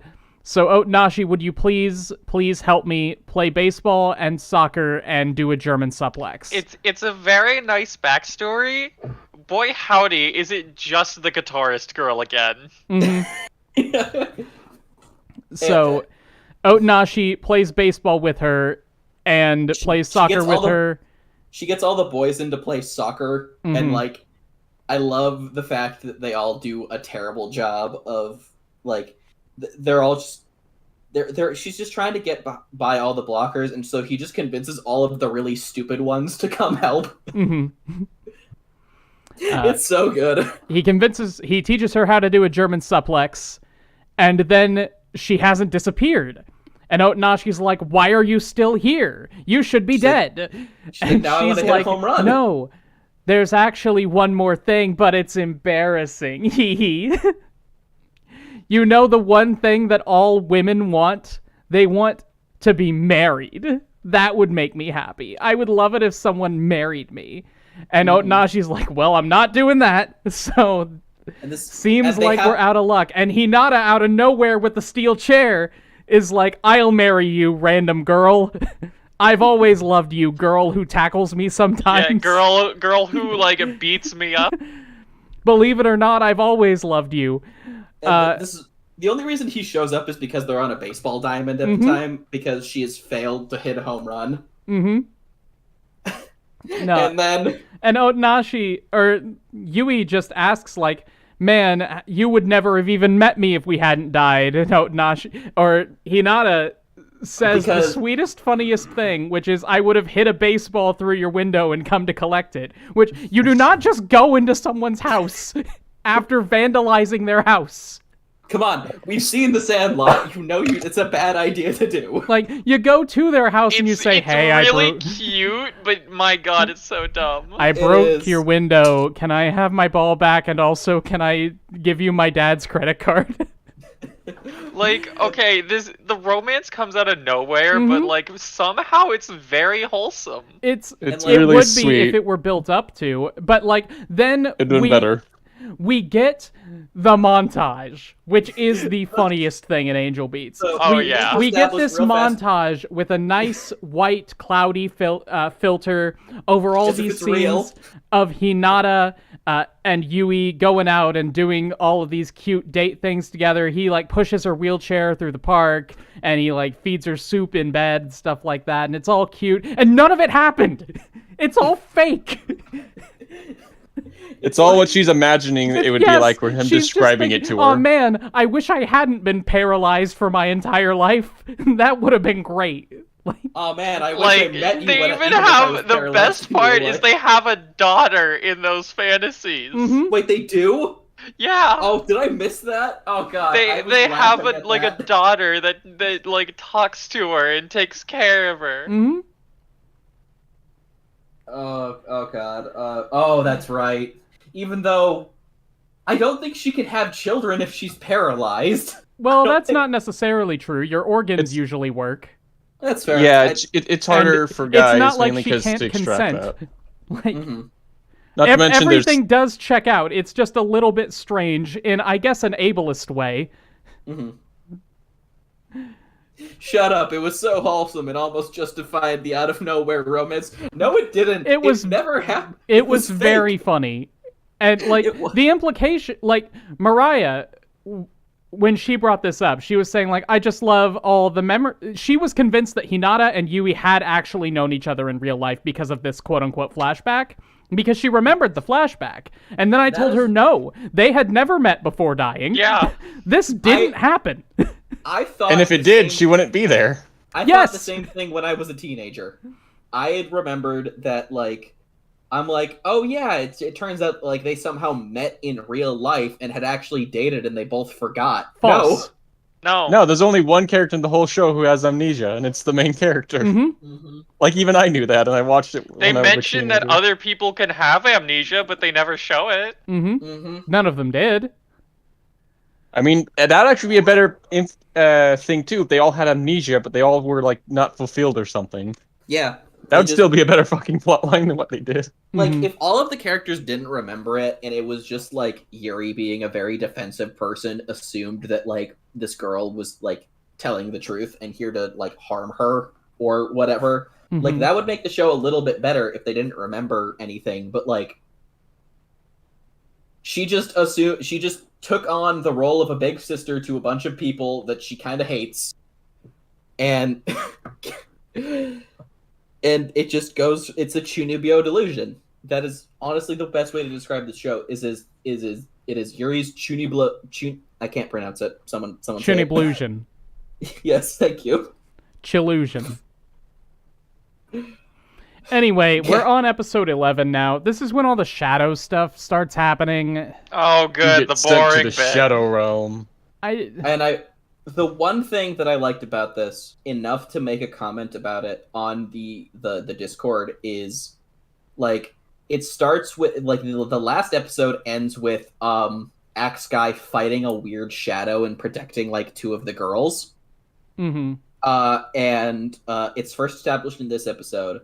And even though it doesn't make any sense with how the actual like how the shadows are actually created, there's this point where it's like Otonashi meets up with Hinata, and Hinata's like, I know what you're doing. And Naui shows up and he's like, I also know what you're doing, and we want to help you. And they have an argument. And we see this shot of Naui from above when he's like talking about it. And it's his normal shadow from the sun. And then suddenly it starts getting like really, really wispy. Like it cuts really fast and then it's back to the wispy.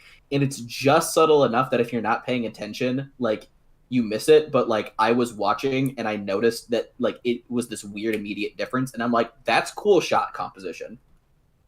Like I thought it was a very good way of like suddenly establishing that this threat is coming out of nowhere. Maybe I'm the only one that feels that way, but I thought it was handled decently well. Yeah, and I then don't they think I caught it. completely, and then they completely say, "Oh yeah, that's not how it works." Yep. If it was not contradicted in like the next few scenes, then I would have like thought that arc was that episode was really good. Should have gotten a season 2. Should have used the time it had in season 1. Mm-hmm. Yeah. Like, I don't feel should- like this show needed more episodes. I feel like it needed a better it needed editor. somebody, it needed somebody to say, "Stop! Let's pick one of these ideas and roll with it." Is it Mhm. about like fighting this angel? Is it about like Making jokes. Is it about making jokes and having a fun time? Is it about helping people through trauma, or is it about fighting shadows like it's Persona 4? It chooses all of them, and so it becomes nothing. Do we even need to talk about the Shadow arc? It is how the entire plot gets explained. Because there's the part where the guy is stealing computers. That we never see. So No, we do see the guy. no, we do see the guy, but we never see him stealing computers. And we see him in the computer lab, and Yuri's like, "Are you the guy stealing computers?" And he's like, I forget what he says, but it's something stupid. No, He's like, no, I'm not stealing computers. No, I will not acknowledge you pointing a gun at me. I don't think that was the same guy. I thought that was like No, it was not the same guy. It was just some random computer lab worker. Yeah, and so there's one thing that made me really sad about this. So we learned that apparently these things kidnap people and put them into the delusion of being an NPC and that they're just at school. Mm-hmm. And so we see that happen to buff glasses guy, and suddenly he's like a normal glasses guy that's just going to school. Hold on. Because I just thought of something. In the first episode, when explaining NPCs, they leave school for the day. Yep. And Otanashi says, hey, where are they going? And Euripi says, I guess they're going home. Does Glasses Guy go home at the end of the day as an NPC? Maybe there are dorms at the school. Do you get to leave? I mean, it's an entire city. Yeah, like I understand why we don't see any more of the city, because there's no point. It's not about that. But why do they not leave the school?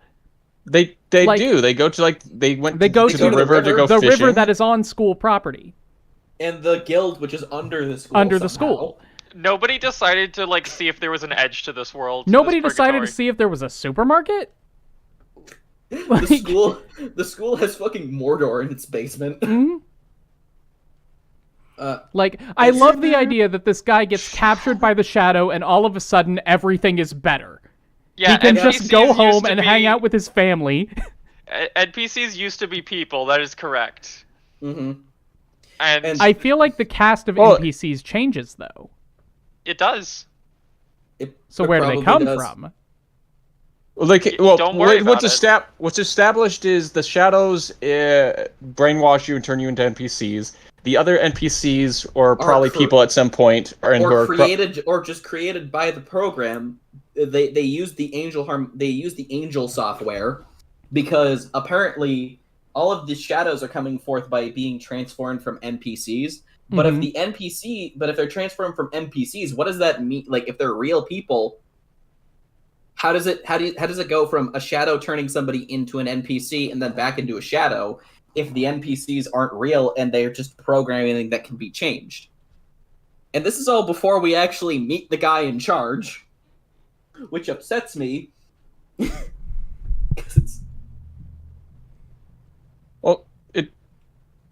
Wait, is it this guy As many other things with this show, the answer is don't think about it. Can't they just be philosophical zombies? The one thing that I thought the show was actually doing for a second is you're like, okay, think computers. We know that I thought the show was going somewhere for a second, and I had egg on my face when we actually got that reveal of the computer lab. Mm-hmm. So the shadows are being created, and more NPCs are being turned into shadows, and there's this weird control thing happening. And so I'm sitting there like, well, someone is obviously corrupting these shadows, so something needs to actually be happening. It needs to be a person that has conscious thought and not just an NPC. So I start thinking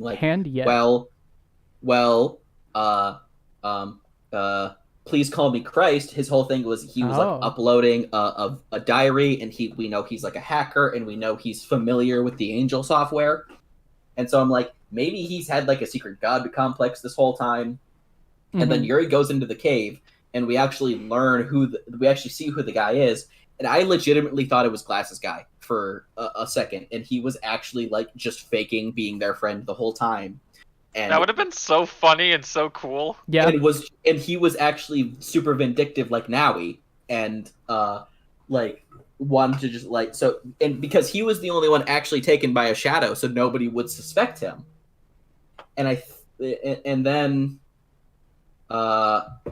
then finally we just reveal it, and he's nobody. He's nobody. He's nobody we've ever seen. He's nobody that's ever done anything. He's not even a person. Yeah. And I got so mad. Madder than I probably should have. And that's the only reason I'm ranting about it now, is because It's just a computer program. Do we created want to by get God, I into? guess. Do we want to get into the reasons? Do we want to get into the Was he- backstory of this entire world? Was I don't he a want to computer explain it. program? Technically, yes. He's That he's is- like Mhm. he's like a That- backup program by God or something. I don't know, and somebody else talk about this for a Are we minute. talking about the guy in charge or the Yeah, the guy in computer lab guy? charge. All right, We're yes, talking the about the guy guy in in charge charge. is a computer program. Like supposedly? Is, or he says he is. Yeah. Oh my He's- god! Oh my god! I just realized something. What? Hmm? This show is The Matrix. Yeah. No. No. It's Or No. there is- almost a Matrix. Or they're at least during that scene, they're homaging The Matrix. Sure. The show is Like- a Matrix, I guess. But I'm saying, like, during that scene, they're surrounded by monitors with a supposed, like, omniscient program who's like, this is weird, I'm just trying to do what I was built to do, I don't know who built me. Mm-hmm. And I'm like, that's just that scene from Matrix Reloaded. Not familiar. That's fair. It's... The main thing, should we just go into like the whole reasoning behind why NPCs now, not your own shadow, but why NPCs are turning into shadows? Could you? Because I'm not sure. Yeah, I can go please. into it. Okay, so basically, nobody knows who made this program. We never learn because it's always been here. And then there was some guy. Okay, now he's incredibly important. He will be referred to as just some guy for the remainder of this video. He's God, whatever God is. We will He's a man-made Call him god Christ. because yeah, he's a man-made god because he's just a normal person who came here to get purgatory, to have a good time, Mhm. and he didn't because he just like, oh, I fell in love with someone here, so I watched them get obliterated, and I decided to wait for their next reincarnation to show up. As unlikely as that is, they won't remember me. I probably won't even recognize them, but I'm gonna try it because I'm stupid. So he does, and he goes insane because I guess he was just waiting in complete isolation because teenagers never die. So now he's going insane, and he writes this entire program. The NPCs, the shadows, the everything. He writes the school. angel. He writes the angel program to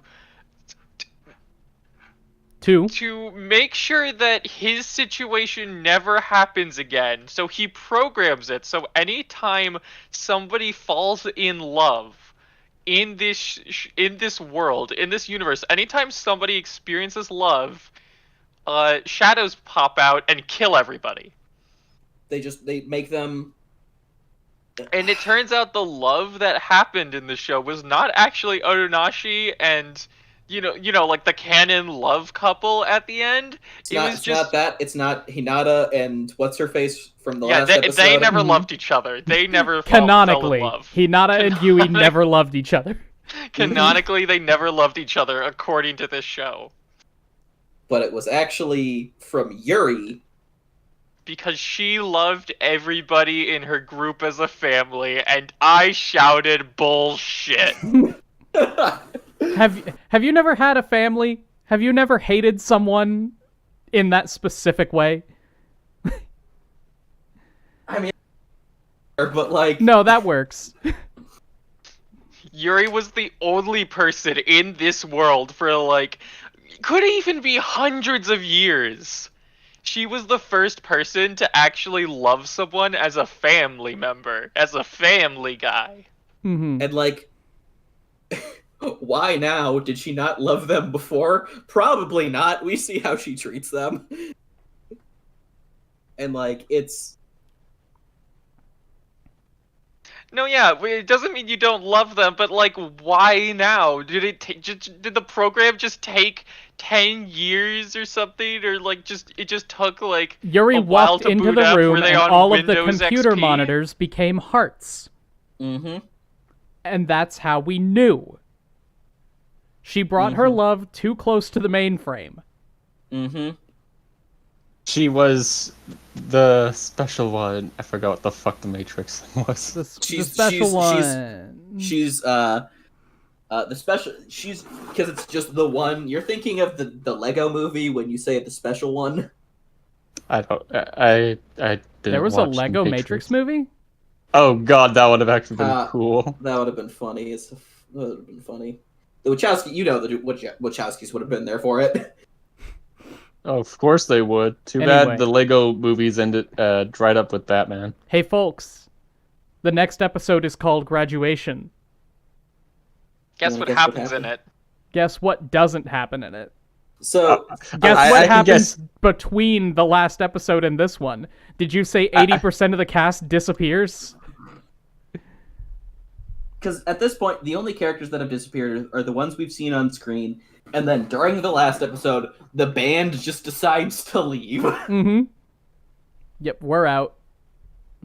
No, yeah, okay. We need to talk about this real quick. This is the funniest funniest unintentional joke in the entire series. So, okay, so chat, every time somebody like gets, as they put it, obliterated in this show, they just like they cut to like the person looking at them, and then they cut back and the person is gone. There's no sound, there's no animation. It's pretty neat, Which is right? fantastic. Yeah, that works Yeah. very well. Yeah, it works Simplicity very is well. However, it works well when it's a single person. So like they do a thing where like the shadows are attacking everyone. The whole point of the school is explained where like, hey, this place was actually meant for you to have a fulfilling childhood and whatnot. And so they're like, oh, I never thought about it like that for no reason. So they're like, okay, since everything's going to shit, we decided to head out. We're gonna get obliterated because apparently we're all very fulfilled. We just decided not to get obliterated. You can decide to do that. And so they look at Otonashi, like when I say they, I mean an entire like flood of people. I'm talking like packed hallways. It's and like they the look three girls in the band and like the two sound girls that never speak. Mm-hmm. No, yeah, but then there's like an entire classroom of people behind them, and they all look at Otonashi, and Otonashi looks at them, and they're all gone. Literally, everyone just pops. They just vanish out of nowhere. It's the funniest thing ever. I think your mind might be playing tricks on you about it being like a classroom's worth of Yeah, people. I do 'Cause not only remember a classroom full of people. I only just remember it the being band. like the three girls from the band and like the sound girl that never. There were that, some like, people in the was- background. There was- was an assembly. Was It's there what was it? Was there like a hallway scene with the exact kind of like the same Yeah, thing? Where, it like, was. they're- They like, were in they a were hallway. like they were explaining the situation, and then like they look at them, they all disappear. Yeah, that's what we're talking about.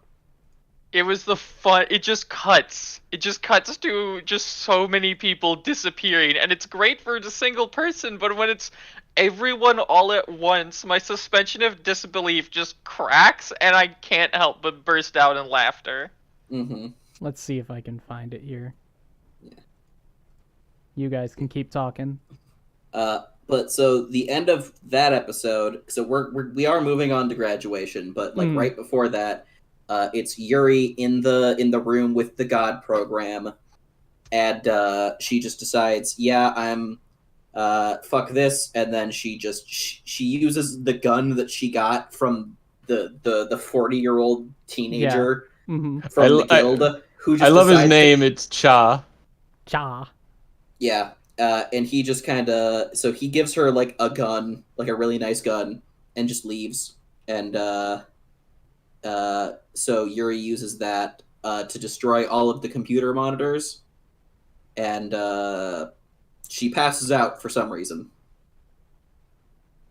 And in episode 13, the final episode, when she awakes, literally everybody, including the NPCs, are gone. Yep. Except for Hinata, Otonashi, Kanade, and Naui. Which I guess kind of confirms that Yuri was holding everyone back. Yep. But so all those characters that you were told to care about, they're gone. They've moved on. Yep. And they even learned. Yeah, they're not a character. And they even learned that the guy that got turned into a shadow, if your memories are strong enough, you can be brought back from that. Because it happened to Yuri in this episode, but it wasn't important enough for us to talk about. And if we know nothing else about that man, he is strong.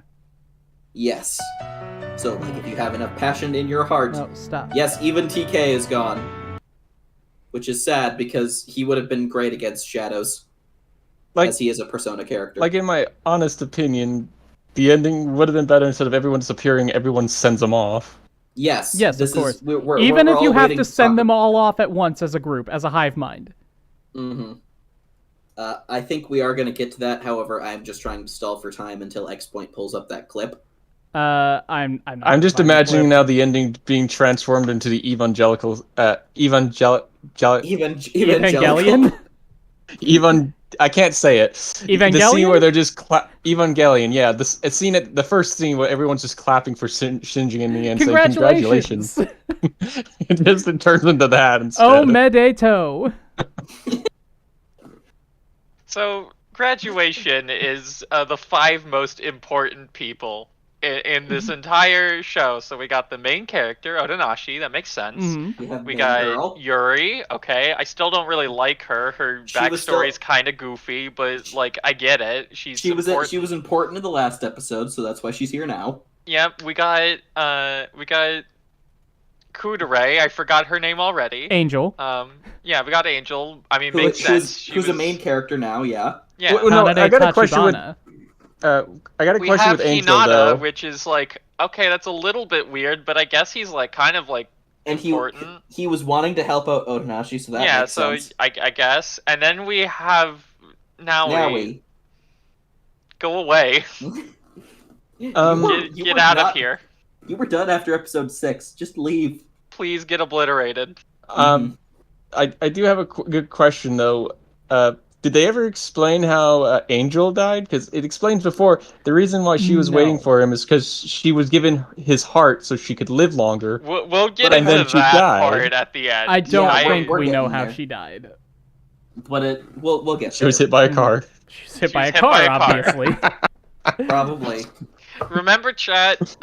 If it's 12 episodes long and just like a single season thing, you can suggest an isekai for us. Don't Please, do that. No.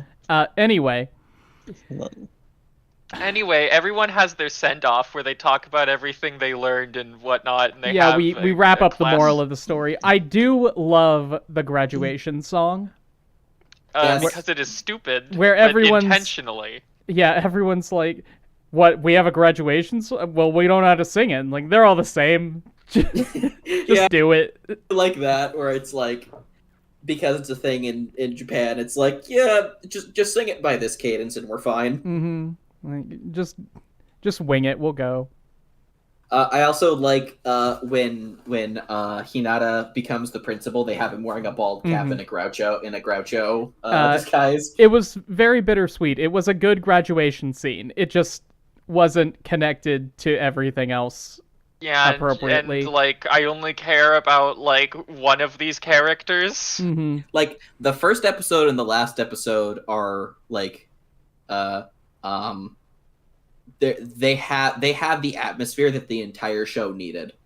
Yes. Like this would have been a great finale if we actually cared, but at this point, like, there's no reason to actually care other than what am I saying? There's no reason to care. I feel like there were too many people here, and not just Naoi. Naoi obviously didn't belong. Yeah. But I feel like Yuri probably didn't have to be here.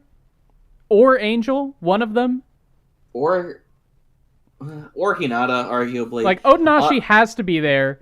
Hinata doesn't really have to be there. If it were just Otonashi and Yuri in a good show, I think that would have been fine. Kanade has to be there so we can have I the understand Shyamalan why twist. Kanade has to be there, but they could have done that earlier. Yeah, I know. They could have And- had the scene between Otonashi and Kanade before the graduation, and Kanade disappears. Yeah. You could also argue Angel was stuck with the main character. For as long as he was there, she was too. Well, that's what we're talking about here. No, Oh. Otonashi is stuck with Angel. Other way around. Oh, I'm mixing up names already. Mm-hmm. Mm-hmm. So I honestly, ideal version of this at the very least with the bad writing of the show, have all of the Battlefront characters at least have their shit resolved, Mm-hmm. and then they do the graduation ceremony because they all kind of you can tell some of them wanted to have a graduation ceremony, so just have it skip over, but at least everything's resolved, and then all of them have the graduation ceremony. Yep. And then that's where we can kind of pair it. So they all kind of disappear in the reverse order of how they're introduced in the OP and then in the ED, and then the ED can be them disappearing one at a time. Mm-hmm. But on top of that, even then you could just have KD just going TK. yo the whole time, TK going yo the whole time, and then just suddenly peace. I do like TK's whole thing if he just randomly says English sometime. Mm-hmm. He does say English things, and then during the thing that made me realize he's a Persona character is that he has a gun. He has two guns, and he will say he'll do a bunch of breakdancing, and then he'll say something in English and shoot things, and that's a Persona character. And I think most of the episode names are names he says the random English phrase in the announcement of the next episode at the end of the previous one. And so it's dancing in the dark is literally something he just randomly says, and that's why does he say stuff like that in the dub? Because in the dub I just remember him saying yo the whole time. Yeah, in the dub it's just nonsense. because man, because the joke can be translated. Mm-hmm. Well, it can be translated. You make him a Japanese guy. Yeah. Or you make him speak any other language other than English, even if they don't know Japanese. Make him speak Spanish. Make him Swedish. And it would work. Just make it a different language. It doesn't matter. Or make him speak English and then he says things in Japanese. Mm-hmm. Or he'll just say "Yo, man, konnichiwa," and so because he says it in the same kind of, because he says all his English in kind of a funny cadence, so you can reverse the joke and it still work. Arigato. Mm-hmm. Of course, but they do say for the most part they don't localize it, so everyone's speaking English when they talk about what language they're speaking. They're still thinking they speak Strato Japanese. V has the best suggestion of make him heavily Scottish. Yes. He just talks like the Scotsman from Samurai Jack.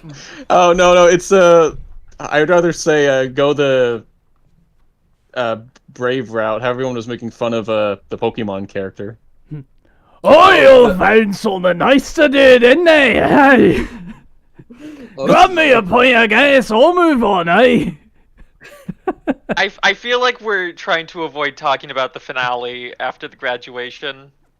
They graduate, it's sad, and then Otonashi and Angel are together, and Angel's like, hey, I noticed when I stabbed you in episode 1 that you don't have a heart.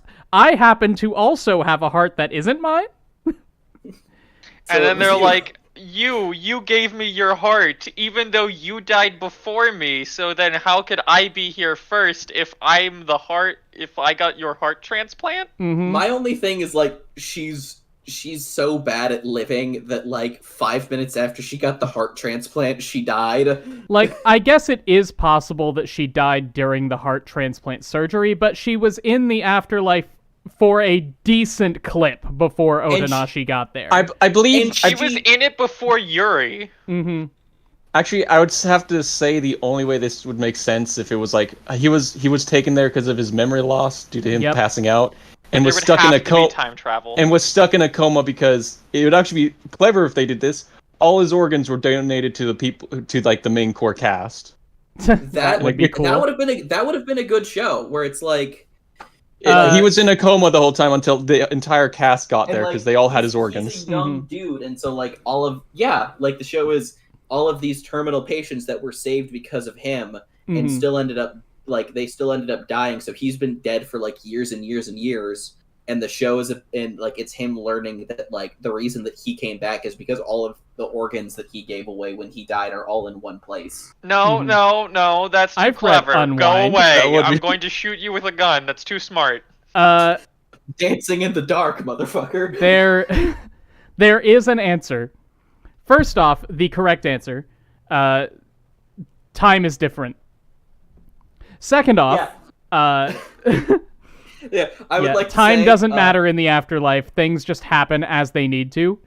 But second off, the only answer I've read that actually makes sense is that Angel was sent to the afterlife after dying with Otonashi's heart.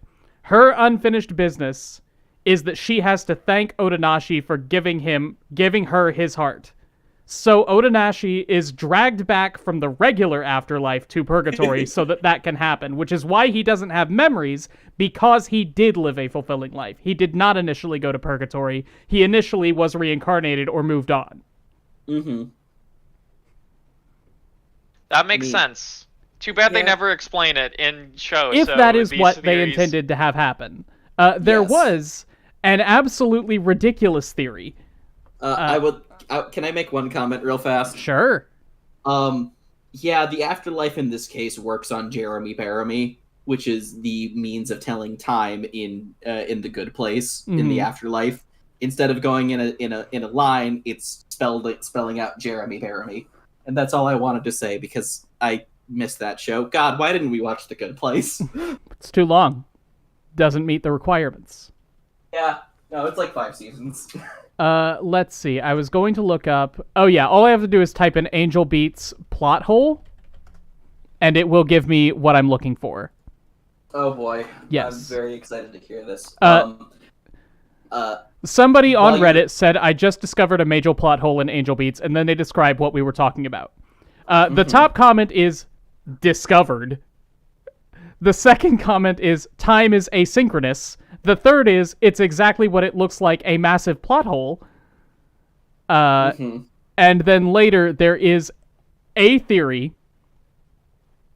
that plays out in 5 parts. I'm so excited for this. Number 1. Well, these 5 things are evidence of the theory. A. Reincarnation is a major part of the show. We see that Kanade and Otonashi are reincarnated together in the final scene. B.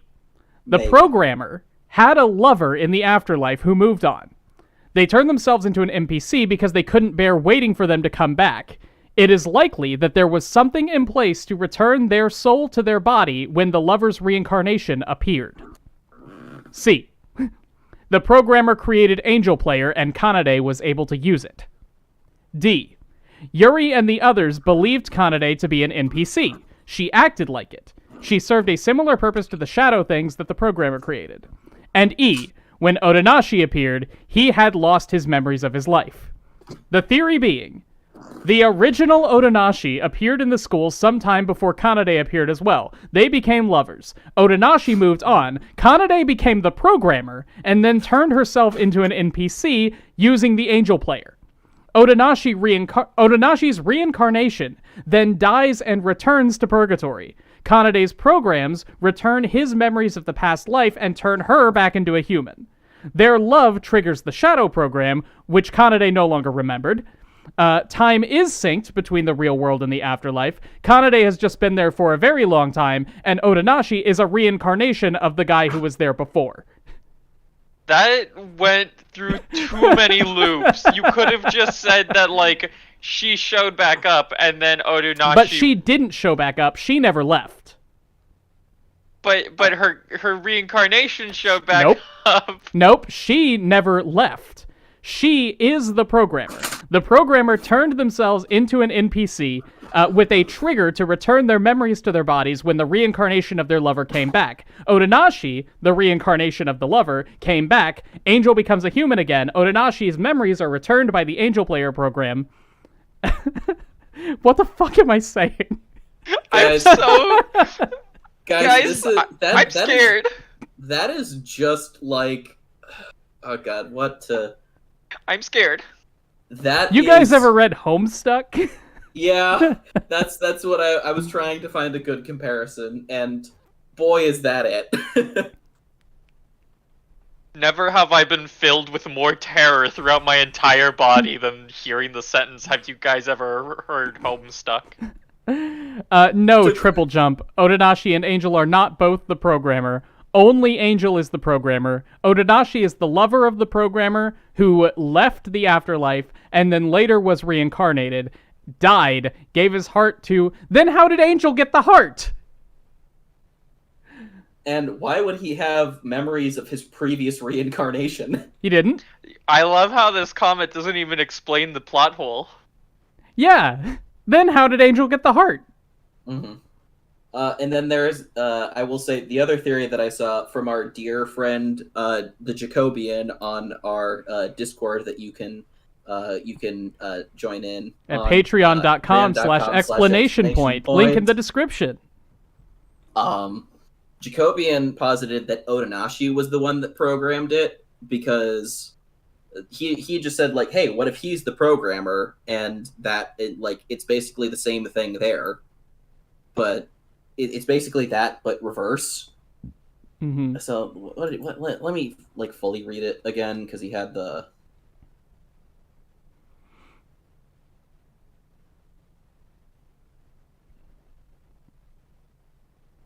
I am not seeing it. It was in response to me, so the most I'm getting is that he was already dead. But when I was talking about the ending, where it's justifying how he was there before, the most I'm getting was that he was already dead, but lost his memories and ended up in limbo again somehow. Honestly, at this point, it's just because Jacobian is if that's the case, do you think he was the one that set up the entire afterlife school, or at least the one who stole all the computers? And No, he wasn't. People who donate their organs don't go to the afterlife until all of their organs are dead. I mean, that also works, I guess. That? Huh.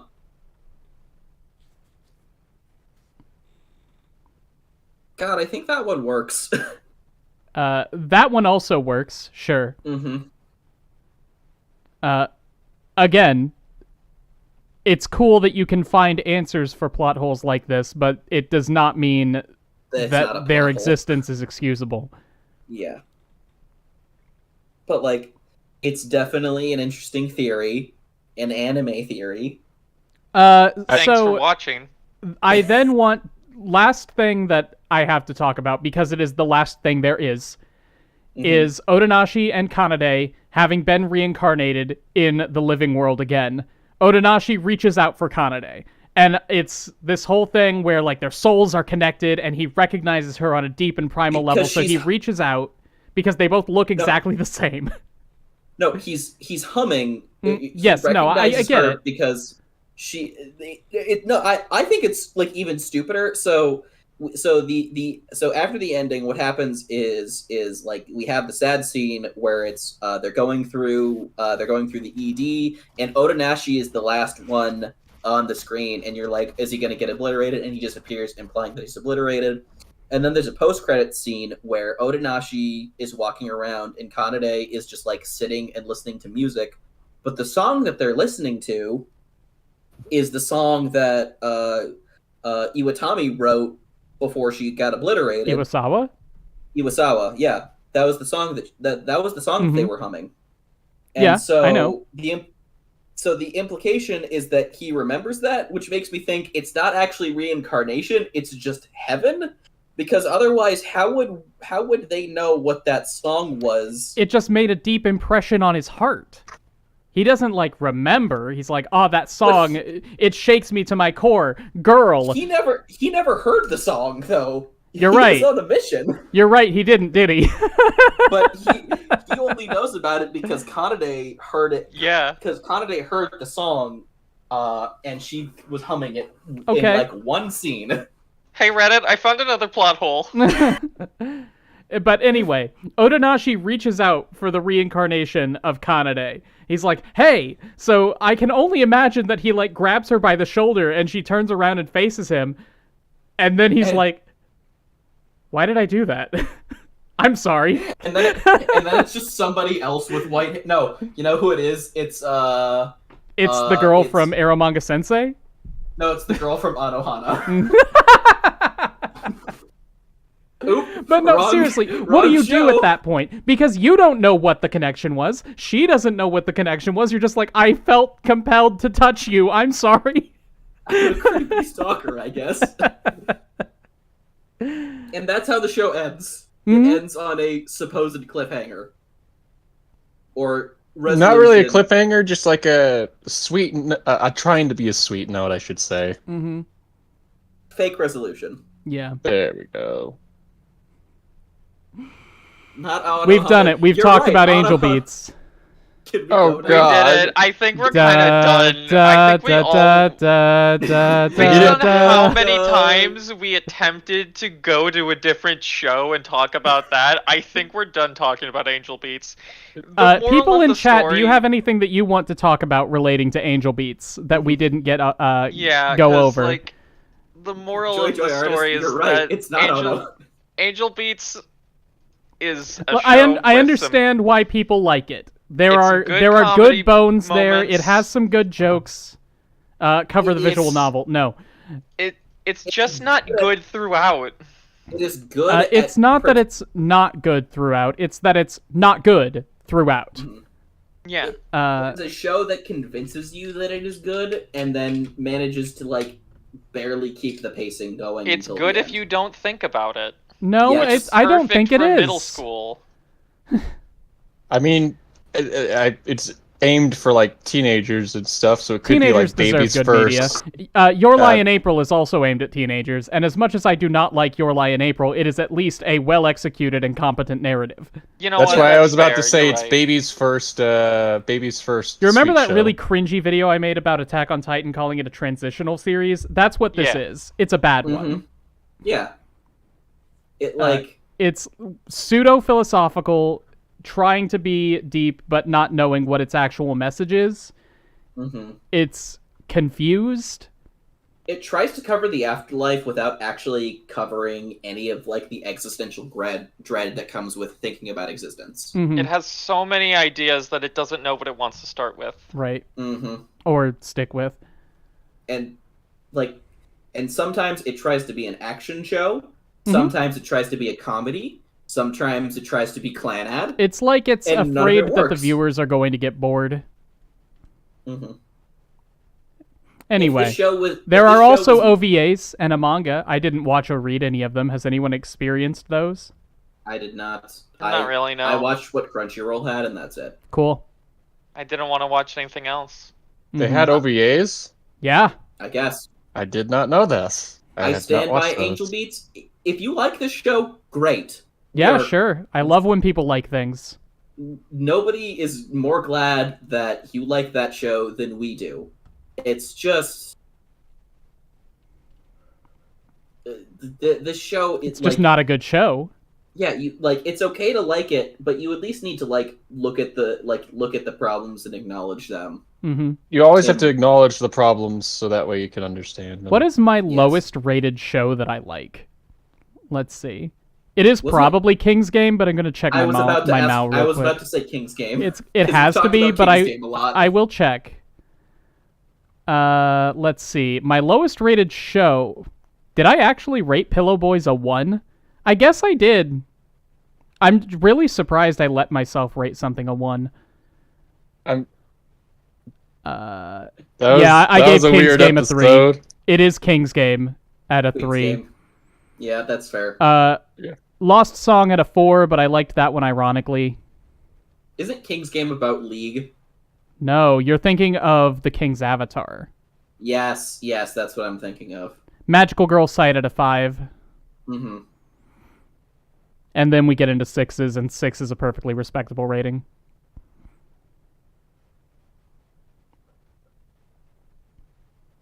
Every episode of Angel Beats feels like a different series with roughly the same premise. Yeah, I feel that.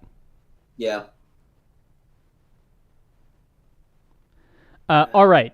We have about 20 minutes left. We should start thinking of options for our next anime club. I would like to propose Sound of the Sky. Sound of the Sky is, I think, a 12-episode Cute Girls Doing Cute Things series. It is about a bunch of girls who live in a military fort in, like, an abandoned Spanish town after a war has happened. I haven't seen it in years, so I'm sorry if I'm not explaining it very well. But they basically just control this fort as though there is still a war happening while having cute girls, cute things adventures. It's like a much more lighthearted Girls Last Tour. I love it personally, but I haven't seen it in like 5 years, so I would like to watch it again. Mm-hmm. All right. Why don't you two go next while I think of what I want to put out? I'm still looking. Mm-hmm. Mm-hmm. I was gonna ask if movies are eligible. I'm going to say no for now, but we might switch that up after we've been going for a while. Mm-hmm. Next anime club is next month, last Sunday of next month. This month, sorry. Because this was supposed to be February's. Joy Artist suggested Wodokoi, and I'm actually going to put my hat into the ring with Wodokoi as I've well. seen some Wodokoi. That's a good one.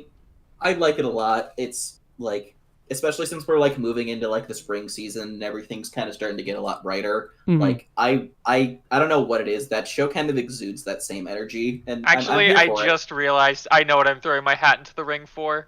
Oh God, you're the reason that we had to do Angel Beats last time. It's true. Scrub.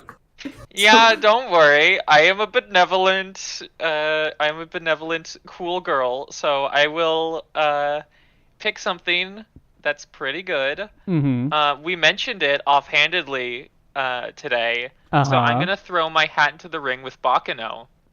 Okay. Is Bakano 12 episodes? It's 13. That is impressive. Okay, Fire King. You're here. You get to propose something. Fire King's muted, everyone.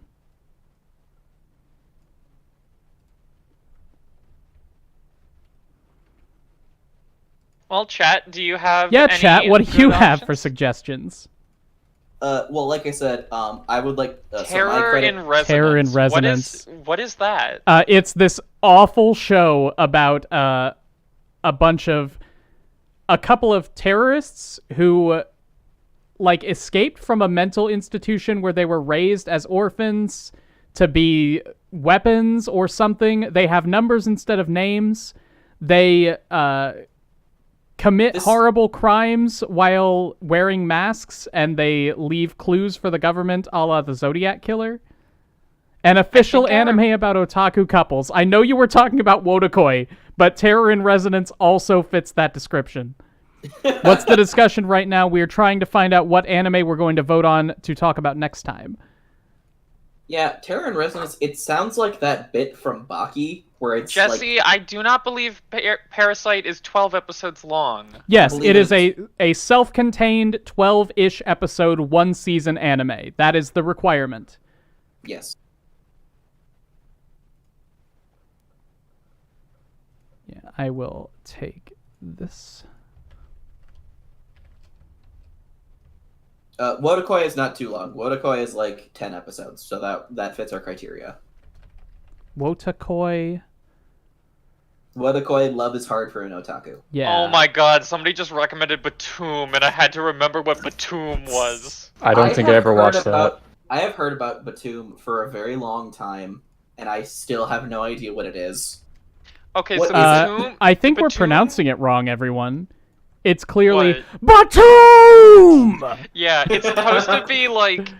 It's supposed to be like the noise an explosion makes, because it's a death game with several people trapped on an island, and they're all given unique types of explosives. Oh, that's right. Yeah, I actually have heard about this. I thought that was something else.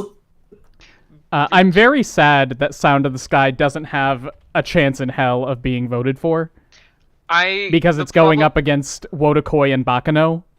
Yeah, It- I would has a probably chance. pick Batum if not for the fact I want to watch something good after Angel Beats. Yeah, Mhm. let's try and like see if we can switch it out with like Batum good is show, bad definitely show. going on next. Oh no, month, my pick though. is Sound of the Sky. Fire King, Psycho you get Pass, to do a pick as unfortunately, well. does not work don't- because it is 2 seasons. So what's the rules on the pick? The requirement stuff like is a 12-ish episode, 1 season long, self-contained story. So it can't Um, have multiple seasons, basically, otherwise I would be picking I Mob don't- Psycho each time. Can we Triple have- Jump, can we- the show will be decided by popular vote on YouTube. I can't think of any off the top of my head. In the ones I'm thinking of, I'm not sure if they're exactly at 12. That's fine They if could they're be, like, 10 or 13 13 or whatever. Yeah.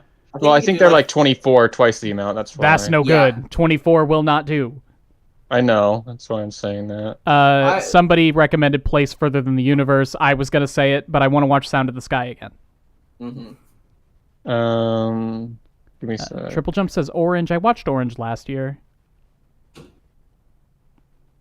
I will say if we end up doing Wotakoi, it'll probably be a shorter episode because it's a shorter show and there's not much to it, but it's kind of more talking about the dynamics of the. Actually, A Place Further Than the Universe, is that 12 episodes? 13, I think. I Nope, mean, that one's out. that could work. I'm gonna swap mine to.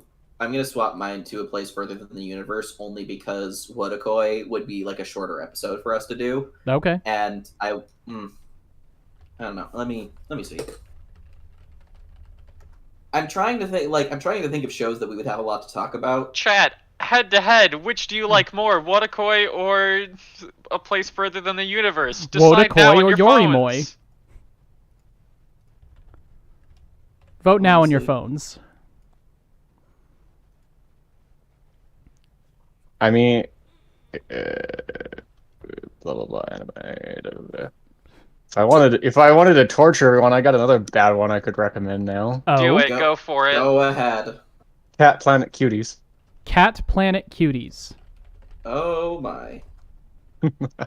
I mean- Okay. I am going back. I'm gonna do Wotakoi. Okay, I need to see Stop what making the me fuck change is this thumbnail. I'm sorry. Okay, let's see. Cat Planet Cuties. This looks I am awful. evil. Oh god, I This- need to see this. I am Oh, evil. It has one from what I remember, there's one interesting plot in this show that is only expanded upon for like half of the episode. This is just the fox girl from this is From just the Spice fox and girl Wolf? from Spice and Wolf. That's also it's just a cat. You should totally pick this one. This one would be hell, trust me. Would you For accept you guys, an I've already abridged seen series? it. We're not watching SAO abridged. I don't think we can use that. We can't do Hellsing Ultimate abridged either. Yeah, SAO abridged is 2 seasons, so we can't use it anyway. It's true. What was the other thing I was gonna look at? There was one that I thought of. It was something my friend showed me a while ago. I'm not gonna suggest it now, but I'm gonna wait for next time.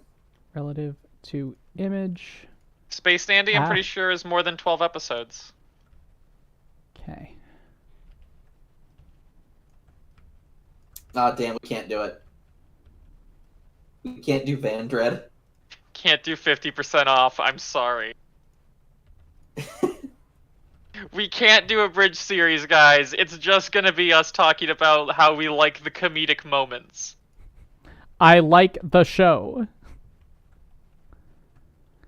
These need to be smaller. Dang it. 200. Free was one season. I would totally suggest Free, but it is more than one season. I need to watch unfortunately. Free. Space Dandy would be a good one, but in all honesty, that would probably end up taking us 2 weeks to talk about. I guess Yuri on Ice does qualify. Yep. You know what also qualifies, but I can't really say because we spent an entire time watching it together, was Escape the Infinity. hmm Yeah. That I would don't be think I- very fun to discuss, but Mm-hmm. I'm down for watching Skinfinity again. I would I've watched that show like 4 times since we first watched it together. We honestly need to separate these into 2 categories: good ones and obviously bad ones. I mean, later we can just suggest 4 good anime, 4 bad anime, 4 unknown anime. Yeah, we'll keep that in mind for next time. Yeah, I'd be down for that. Yeah, I'm gonna keep Skate the Infinity in a back pocket so we can talk about Adam. Yeah. I'll probably bring up Cat Planet Cuties again just to curse you guys. Well, no, I guess if we didn't... It is the definition of fan service overriding anything story plot related. Okay. I'm just banking on it not getting selected. I think it's fine if it's only got 1 season of anime, but like there's a continuing manga. I think it's fine, yeah?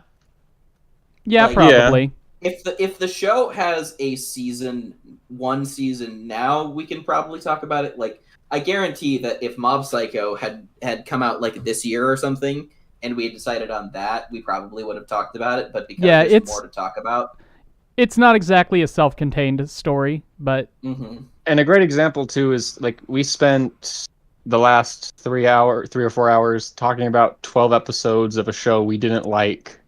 Imagine how long we would take if we had a show we did like. I feel like there's usually less to talk about when you like something. No, yeah, we had that with the last month. We kind of had to pad it out. Like, we kind of had, like, that's why I was trying to have us do descriptions of the episodes, because if we had just talked about everything that we liked, we would have gotten done like an hour early. And then we just play games. Oh, I didn't know that was an option. I don't see why not. Fair enough. I would prefer to talk about the anime the whole time. But if we naturally get done early, then that's just what'll happen. I guess that's fair. Yeah, I'm waiting for her for 30. Yeah, so we got our 4 anime. Yes. Everybody vote for the cat one, just because I want to vote myself. Can we just watch Baccano? We'll Scrub, find out. Scrub, I really think you would like Wotakoi. I really think you would like it. I can imagine. I'm sure I would. I can imagine getting a lot of hate from ExPoint after he has to sit through that one Cat Planet Cuties if we end up going that one. Well, he doesn't hate Scrub, and Scrub's the one that suggested Angel Beats, so...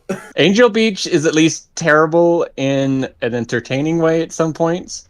Cat Planet Cuties... Yeah, I don't want to watch a bad harem. It's kind of like that, except there's like only one main love interest. Oh, I see. I mean, we could talk about the anime that's like a harem, but instead it's like sentient soda cans. Yeah, Aki-kan. What? If you want to watch videos if you want to watch videos about bad harem anime, go watch Jeff. Jeff will talk about that all day long. I have to download all these images again. I made a mistake. Oh no. You need an adult. Sound of the Sky, Baccano.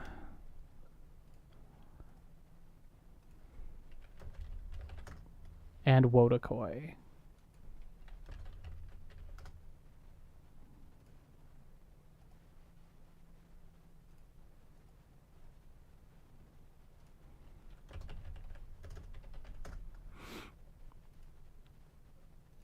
Okay, now we make the poll. Option 1. Go to my Anime Club folder. Is Baccano. Option 2 is Cat Planet Cuties. Option 3 is Sound of the Sky. And option 4 is Wotakoi. Is this going in YouTube? Yes. So make sure everyone here, make sure to go take a look at that poll and vote to see what you want discussed next. And if you think you know somebody that would, be interested in this, send them a link to either this stream or the. If you have something to talk about when it comes to these anime, that you can go to patreon.com/explanationpoint. Link in the description. I don't even have to say anything anymore. I've got people to shell my channel for me. And we pay you to do it. Yeah. It's the best advertising I get. Now make sure, everybody, that you check down below to make sure you're subscribed, and you better hit that bell notification. Did you know that a certain percentage of viewers are not subscribed to the channel? How tragic. Only like 30% of people who watch my videos are actually subscribed. Okay, I'm gonna You need to say be a this for- patron to vote. No. You do need to be a patron to join the discussion on the stream. But if you're content to just sit in the YouTube chat, then that is fine with me. I'm gonna And say this this. stream is brought to you by nobody, because I don't feel like giving anybody else AdSense if they're not paying ExPoint for it. This stream is brought to you by me specifically. I did this. Yes, I make a bunch of money and I sell models. Go Yeah. to my channel. Not yet. I made that happen. I think that we have had a very productive discussion about a very unproductive anime. Yeah, Thank you all for joining me. I'm glad that you had fun. of course. Thank you all in the YouTube chat for joining us. I'm glad that you all had fun if you did. Mm. Anyway, if you want to get in on these discussions for yourself, you can go to patreon.com/explanationpoint to find out how, link in the description. The next anime club will be the last Sunday of this month at the same time. We will be talking about one of the 4 anime that I just put in a poll on YouTube. Make sure to go vote if you have a preference. As long as ExPoint doesn't get sick again. Yeah, of course. That's why this one was delayed. Anyway, I think that's all we have to talk about, so thank you all for coming very much. I will see you later. Gooby. Gooby guys. Ruby.